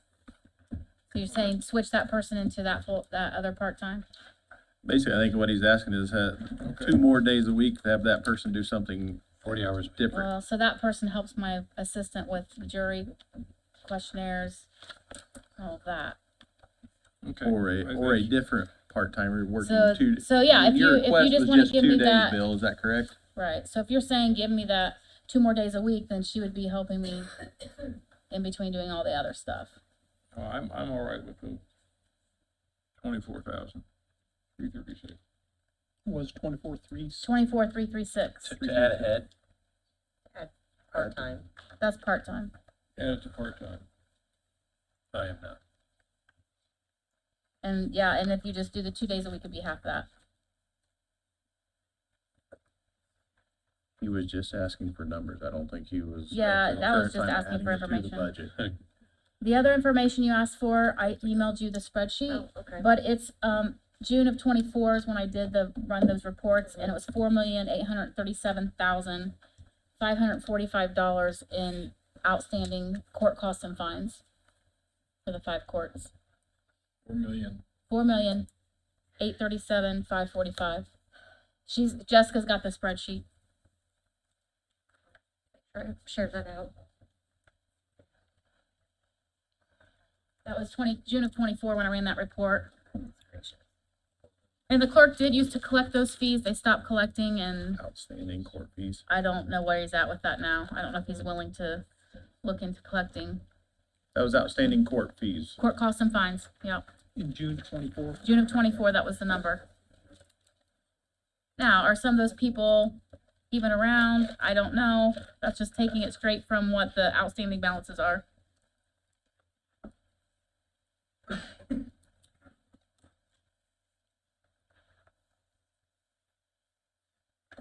How many years would you guess that, I mean, is it year after year, it's the same Yeah, people, so it's the I- same money, it's just more money from that individual? Well, obviously, these cases have multiple, some people have multiple cases, correct? When I was looking, I just glanced through the spreadsheet that I sent her. I think some of the cases are back from 1998 on there. So, yeah, that have outstanding fees. So, yes, there will be people that have multiple court costs and fines that they owe. And it will be one individual to owe that. I do not have a way to look up by name. I only have a way to do it by court case, so that would take forever. I have no way to search by name. Mr. President, to Bill's comment in regard to the 4 and another individual working part-time 4 days a week, I think, is that a decision we're going to make before we adjourn?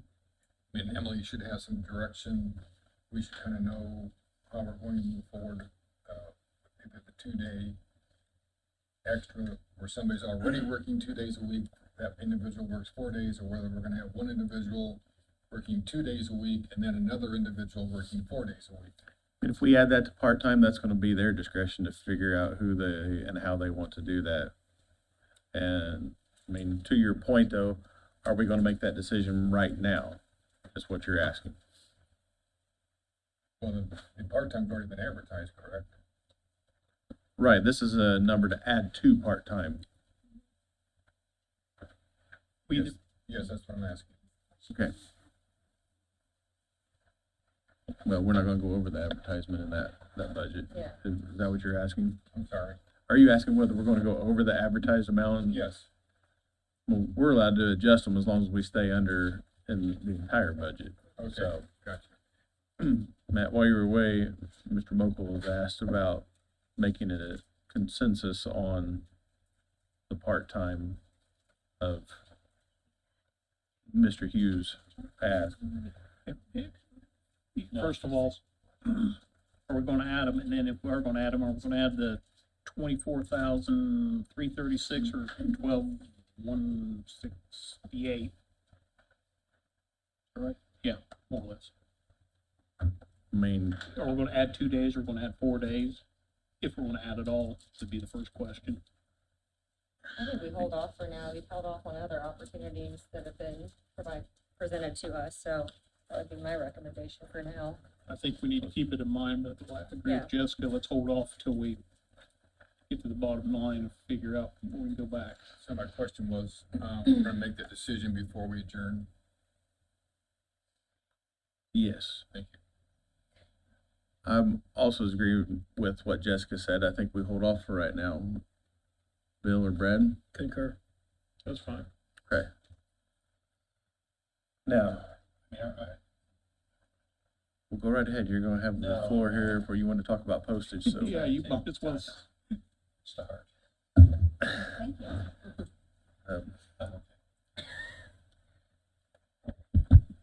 Can I say something about my budget?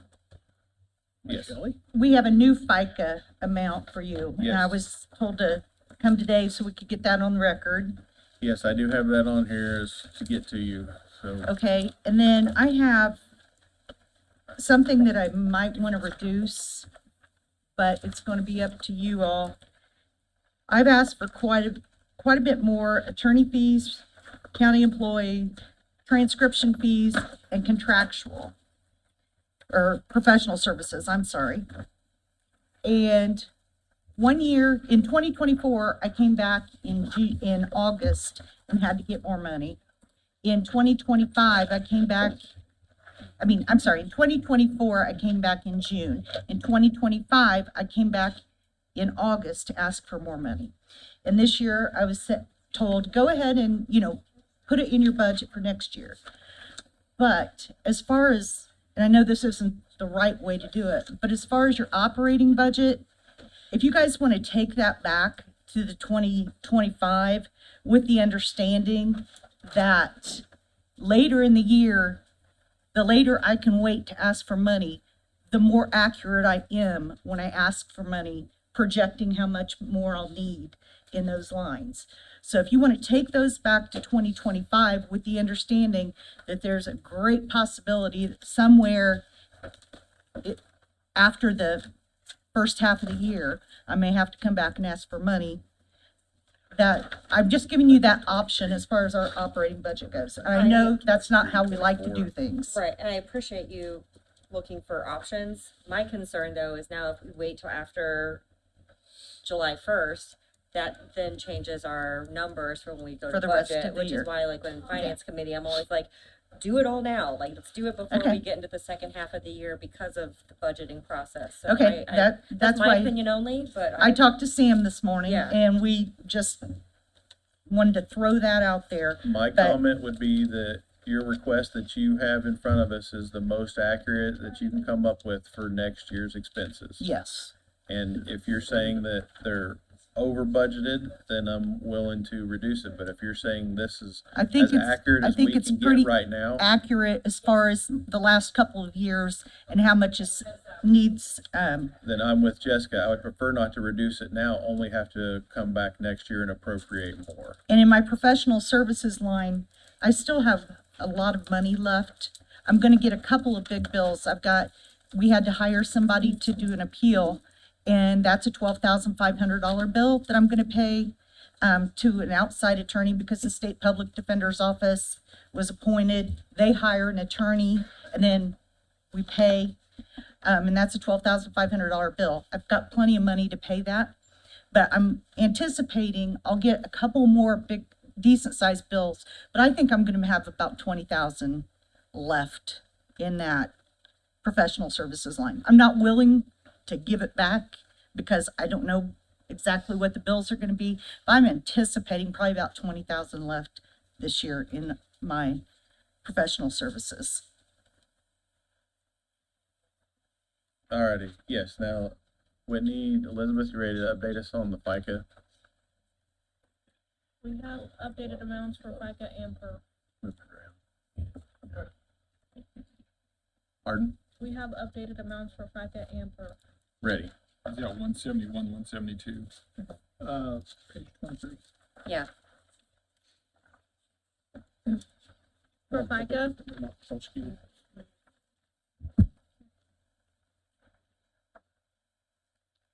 for FICA, we have positive 312.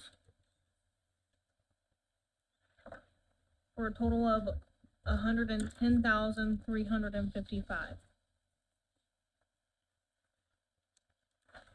For perf, we have 458 positive. For a total of 161,566. Say that number again, I'm sorry. 458 positive, Yes, and what was final? So did I do that? 161,566. Thank you. Mhm. Did we change workers' comp too? Does that change workman's comp also, or any? What do you have for Oh, workers' comp? Can you tell me We that? took it all, no, that's supposed to be my fault. I got a negative 452, Okay, that's what I That's the have. same. and 15,672. Yes. So what's our new grand total? Total number of And deduction. adjustments, you have negative 38,286. And for the budget, you have 2,252,571.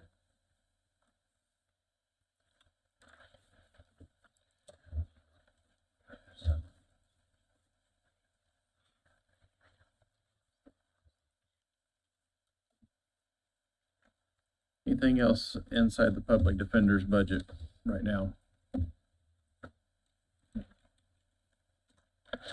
Alrighty. Matt, did you want to talk about postage? Try not to cut you off this time. We were actually looking up I was postage, just making, because we did make a few tweaks, very few. so we took 25 grand. All right, so just in summary, one more time, before we submitted a budget of 368,608 in postage, Please repeat that, Matt, I'm sorry. 368,608.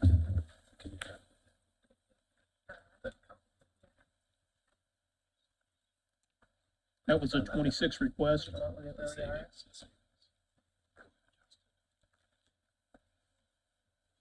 Yeah, we've taken out 29,415 so far. 315, 793.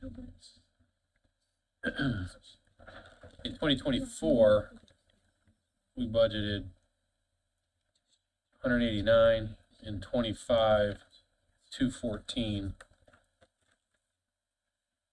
And to date, we've spent 187 this year.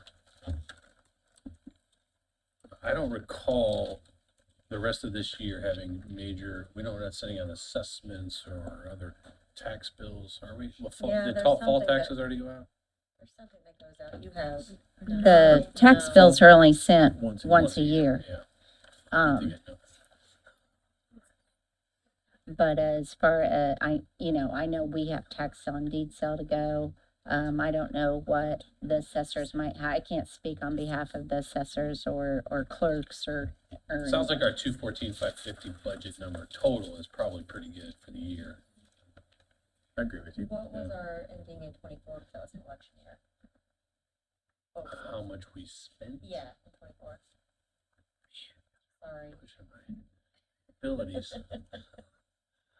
Oh, you'd have to calculate all individually, right? Yeah, probably. We can get an idea. Okay, that might be a better representation. 6,500.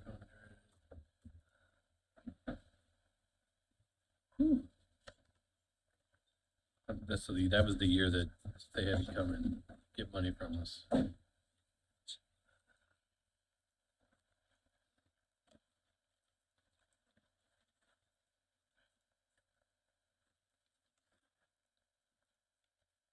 We probably spent just about 200 and something. I think our 214 budget for this year was actually based on that number that we spent in 2024. So it was about 210, 210 in terms of postage in 24. So we're averaging about 210,000. I mean, on a busy year. So reasonably from your total ask, we cut 150,000. I would say 100,000 I think 100,000 because we did have a postage rate increase, increase yeah. of about 6%. And we've taken out 2914, so that's 30,000 roughly, so another 60. I was gonna Well, go no, I'm another sorry. 100. So we're at 339, 393 now, 193. 193. No, where do you get 193? What's We've taken out 29,415, haven't we? out of the No, that's what we've 368, taken out. 608, Yeah. Out of and what? we're at 315, 793. After all the reductions we've already taken, What did we start out with? Wait, I don't think that 345. math's right. How much wrote? Yeah, 345, 208, I had 368. I got 368, 608.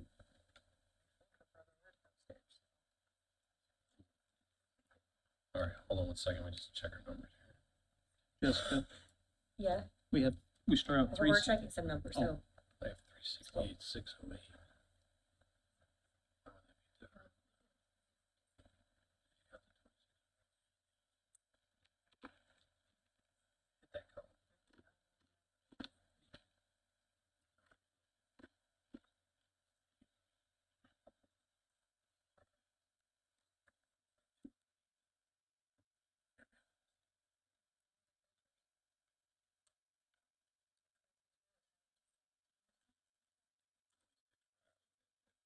Oh, you know what? Get it We need to a- 235.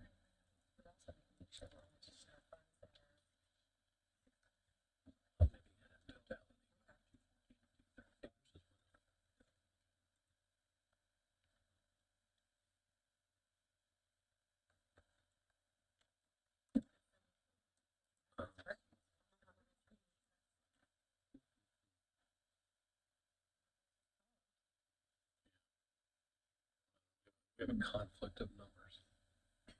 On the same I guess, spreadsheet. Commissioner Brand, you have something to, For postage. Yeah. yes, sir? Yeah, so I'm looking on the Postal Regulatory Commission website, and there's currently not a filing for a structural rate change for the United States Postal Service, but there's a note on here that says they may file for a small increase at the first of the year. If they don't get that, they will go for a 5% increase in July of 2026, which would make it 78 cents, because we're at 74 today. How about, I thought we were at 78. how about we base it off of just county general? There's a little bit extra, so there's about 30 grand in non-county general, so let me just, that would, I get the same number as you for that. Okay. 334, 760. County general was 334, 760. we've taken out all of that. We've taken out 26,515. Gives us 308,245. If we need to be at the roughly, let's just say 215 number. Subtract 250.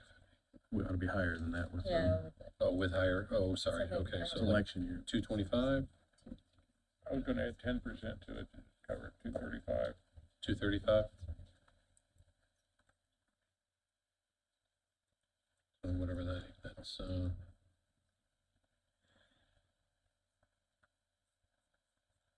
73,245, 73,000.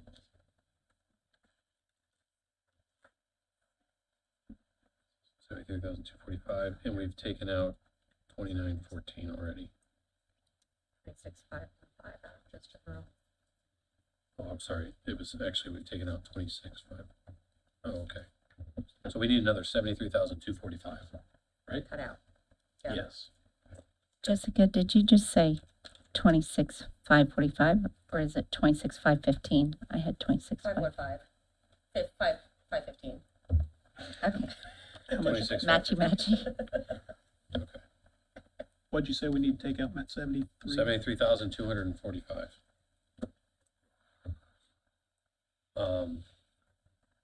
And I think a good portion of that comes from the clerk, Who needs it?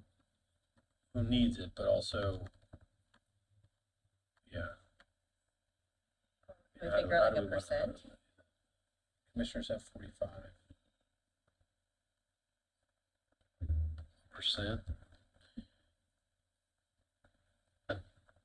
Hard when it's itemized. It's a blessing and a curse, right? Blessing and a curse.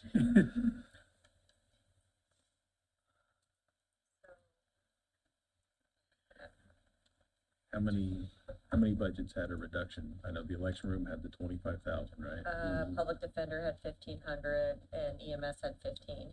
That was it out of county general. Okay. So then to try and do a percentage amongst the rest of them is what you're saying? Mm-hmm. Or we do it from a percentage of all of them and adjust those too.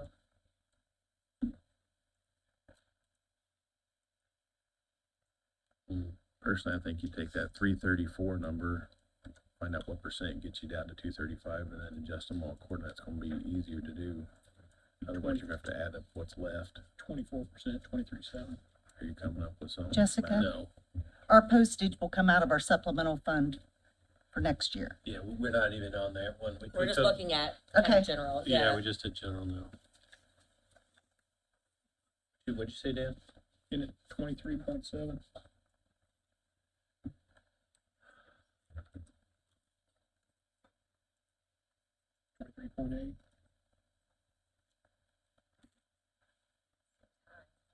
.8.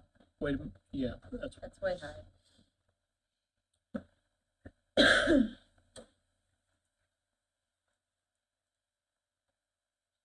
Where are we on account?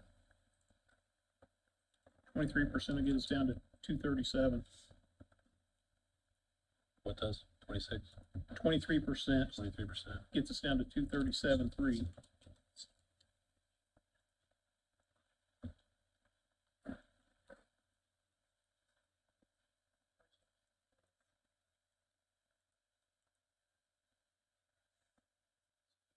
And 24 bit us. We are doing it off. So that's gonna be hard. We took it off there, but Okay, let's change it up. that's what it's gonna be.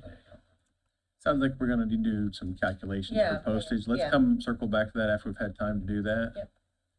I've got, whether we have one more person come to the podium before we take a lunch break. All right, I've got communication centers next on my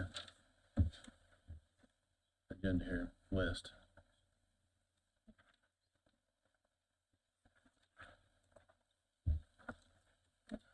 Bill, you asked, has a communication center here. Do you have questions? Two, I got one question, but also I've got a comment. obviously, we're gonna have to sort this out. But I think we are very close to where we need to be. We are. Okay. I am in support of a flat dollar increase. I'm gonna say $1,000 for non-supervisory employees in communications, EMS, county building maintenance staff, and bridge and highway.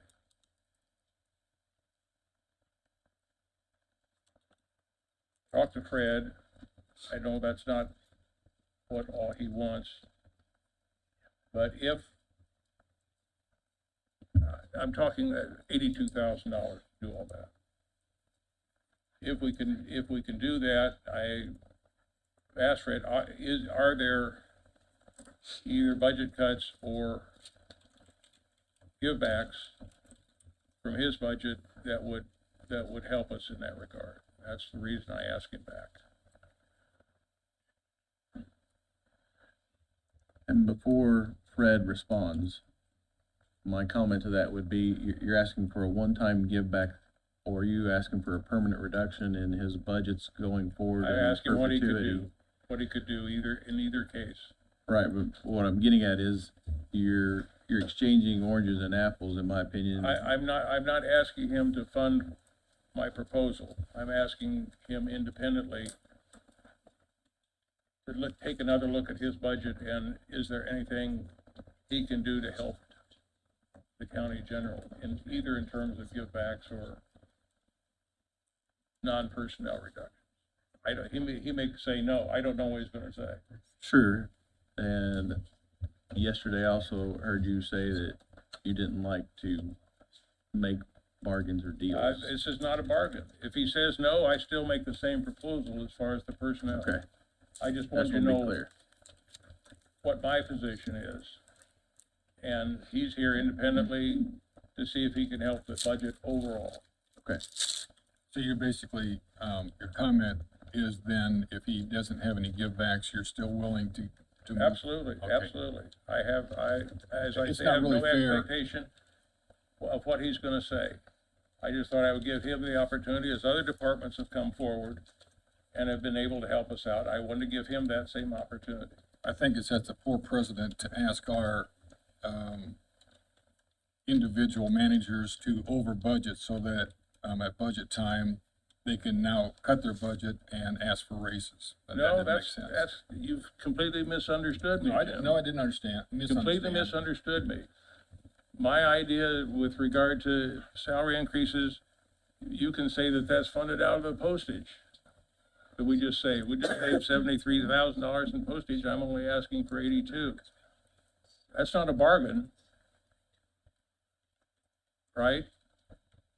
It's what you said after that, Bill, that blended it together. Well, then I apologize if I wasn't clear, but no, I was only asking him to have the same opportunity that the sheriff, the commissioners, the others, the courts that come before us and said, here's what I can do. I don't know if he can do anything. And it doesn't matter. And it doesn't matter. Okay. If you don't want him to offer anything, Fred, you can sit down. Oh, I always have stuff to offer. At least a comment. At least a comment, or 7. We still like you. Fred, please go ahead. Okay, so this is a multifaceted question, okay? So let's break this down a little bit deeper. One of the things I stood up here and said when I did my original budget presentation was, in order to fund my raises for my people this year, I have no problem going back and looking at my budget for 2025 and trying to find money to offset that, right? I was very blunt about that. To Jim's point, it's not about over budgeting. One of the things I explain here year after year after year is when I craft a budget, I'm sure it's the same for everybody else. I'm trying to project what's going to happen in the next 18 months, okay? Because when I craft my budget for the following year, it's 18 months before the end of that year hits, okay? It's not about over budgeting and then coming back and doing give backs. So I do take exception to that part. When I craft a budget with 37 people in mind, right? Because that's my staffing level. Some years I'm fortunate and don't have a lot of openings. Some years since I've been here, I'm not, okay? I'm getting ready to offer a job to the last open position that I have. But throughout this year, I've been able to save money in salary lines because I haven't been paying people in those lines because I haven't had them. So it's not a matter of over budgeting, it's a matter of not having the staffing that I need. Because when I'm at full staff, I don't have that overage or padding in my budget. One of the things that I've done, and I know other departments have been asked to do year after year after year, is cut our operating costs as low as we possibly can. So to Bill's point, I did look through my 2026 operating budget. I don't have money that I can say you can have back, okay? I can tell you that out of my 2025 budget, I can sit down and come up with givebacks to fully fund for 26 the raises that I asked for, right? But it's only because I didn't have staffing this year. It's not for any other reason. It's not a matter of over budgeting. It's not a matter of having a slush fund built into my budget. It's literally because I haven't had the staffing. And some of that money towards the end of the year that I've saved this year will go towards increased overtime costs. What people don't understand, every department is different, okay? It takes me 9 months to train somebody. If I can't competitively pay them and they go somewhere else, my overtime costs go up and I have to train somebody else for 9 months, okay? It compounds every single time I lose an employee. My goal is always to keep the overtime number as low as I possibly can. But as I've explained several times standing up here, that's not always possible because we have minimum staffing requirements to meet requirements to answer 911 calls and dispatch police and fire units. I can't in good conscience say that, okay, well, somebody called out sick tonight, I'm not going to put somebody in that seat and I'm going to take a chance that nothing bad's going to happen. Because when I do that, the county's on the hook when we get sued. You know, I've heard the commissioners talk about lawsuits and everything else. That's a real concern for me. Because if I reduce the staffing requirements and somebody gets hurt or killed because we don't have the capability and the capacity to answer their 911 call, the county's getting sued. Okay? That's literally how it works today. All right? To Bill's point, I have no doubt in my mind that I can go back and sit and look at my budget for what we have left and find the money to give the raises that I asked for. I said on Wednesday, I should have come up here last year and asked for the full amount of the raise that I truly wanted, because we wouldn't be having this conversation because they'd already be at the level that I wanted them at when I came here. My ultimate goal was between $50,000 and $52,000 annual salary for a dispatcher, okay? This raise that I asked for puts us at $51,000. It's right in the middle of exactly what I told this council, or not this particular council, but when I started the salary plan. I have anxiety about the fact that I didn't ask for the right amount last year, but the salary plan got messed up a little bit that I had presented because one year we didn't get the raise that I had put in for, right? Which puts it further behind. The raise that I'm asking you for is something that I've literally set up over the last several years since I've been here, right? And I to Bill's point, I said this to Bill the other day. I kept my end of the bargain. I didn't give you such great spikes every year to get where I wanted to be. I did a structured plan to get there. And so I have angst about the fact that I should have gone against my own plan last year, just asked for the true amount that I wanted and not have spread it out for another year. But I didn't do that because that's not keeping my word and that's not who I am. I have morals and I have integrity. And if I stand here and tell you I'm going to do something, that's what I do, right? That's how it works. And so to Bill's point, I don't think that a $2,000 raise, okay, is too much to ask for when I structured the whole raise program over several years. You know, one of the other things that I've talked to you about, right, is shift differential pay, right? That's another thing that I wanna broach with the council at some point. Because in this industry, I can't speak to other industries, but in this industry, that's something that's real and that's something that happens all over the country. But I can't stand up here every year, all right, and argue for everything that I want at the same time, because it would be overwhelming. I have a $2 million radio system that I have anxiety about now because the current one's going end of life, right? And I have to try to figure out how to work with you, how to work with the commissioners, how to work with everybody to try to fund that. Okay? If I came to you every year with this exorbitant amount of issues that I was trying to solve all at once, the answer would always be no. But I've tried to work with you since the day I stepped up here the first time. And that's why I think I'm so passionate about it. I'm very passionate about my people and taking care of them. That's my job as a leader, is to take care of the people, to take care of all of you. Because I know when somebody calls 911 right now, they're gonna get a trained and qualified person that is gonna serve them in their time of need. That's my job, is to make sure those people are there and make sure we don't lose them and we keep the people that we have and not lose them to another agency after we've spent so much time and money training them.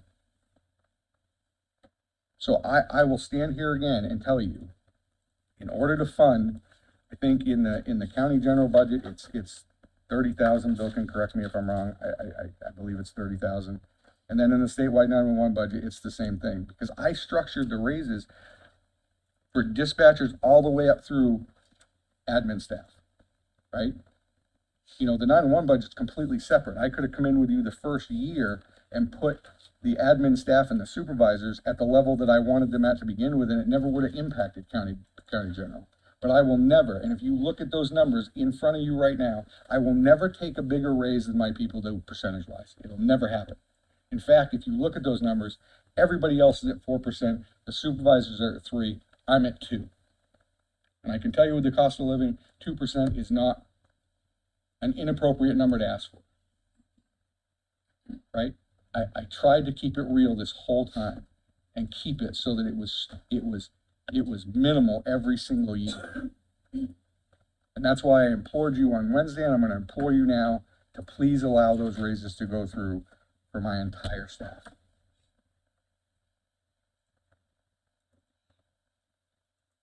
Questions for Fred or comments? My only comment would be if you would get the give back numbers to Tanya in the next day or so, that would be helpful. Bill, what all departments did you? Give my proposal was $1,000 for all except supervisory personnel. For EMS, which I think are 34, 911, which I think is 30. Yes, there actually is one supervisor in the county general budget because that was done. I think I took him out, I think. County building staff was 5. Those are all out of county general. And that would be $1,000 a piece, plus FICA and perf would cost $82,000. Then bridge and highway, I think I got 50 to be paid out of their budgets, which has some small impact on max levy, but not out of county general. That would cost just under 60,000 to bridge and highway. Communications, EMS, bridge, highway, and county building maintenance staff. That's not to say that all other departments don't have needs and would be appropriate. That's simply my judgment as to where I thought we could make a positive difference given the constraints of this budget. And I do think we're there. I think that everyone has done an outstanding job of being creative, being realistic, being frugal, being understanding, and probably closer in shorter amount of time than any time I've been associated with the council. So that's my concept. Definitely think having OpenGov and this able to communicate and have things updated so quickly has made this move a lot quicker too. Sometimes we have to wait days to get updated numbers, and we're getting things instantly, which has been incredible. If I may, anyone who needs to send, he referred you to me. If anyone needs to send something to the auditor's office for numbers and such, please send it to DC Budget because I am on that as well. But then that way they get it and everyone who needs it has it. Bill, I don't disagree with you. My thing is that we had other departments too, who also requested as well. Absolutely. I support them as well. The rest of the council's feeling is on that. I'd love to hear some other thoughts on it.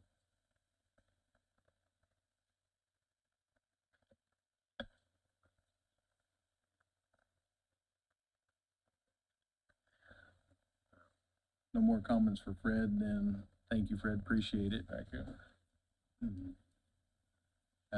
Discussion has been had as far as whether we want to get an accurate number, because we still have to work on postage and maybe a couple of other things in different budgets throughout.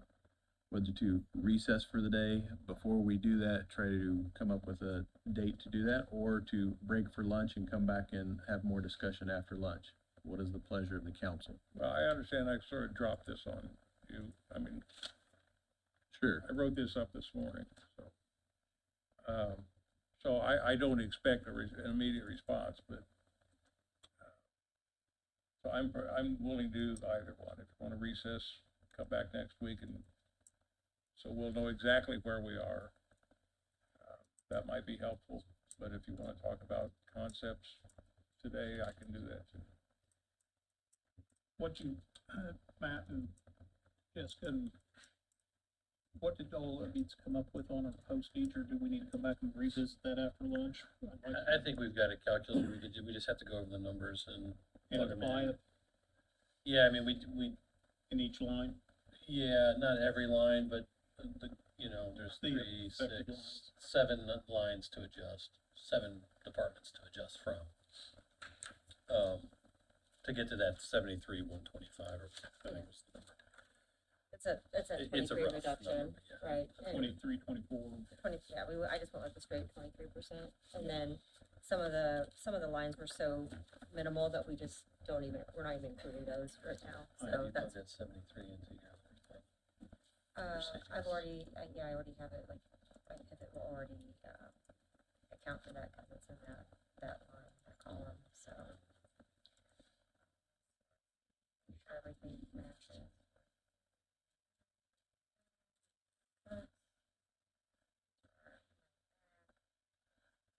What are the thoughts about recessing or breaking for lunch? We can break for lunch. Let's break and for then- lunch and yeah. then Do you come want back. a little extended to work on some things?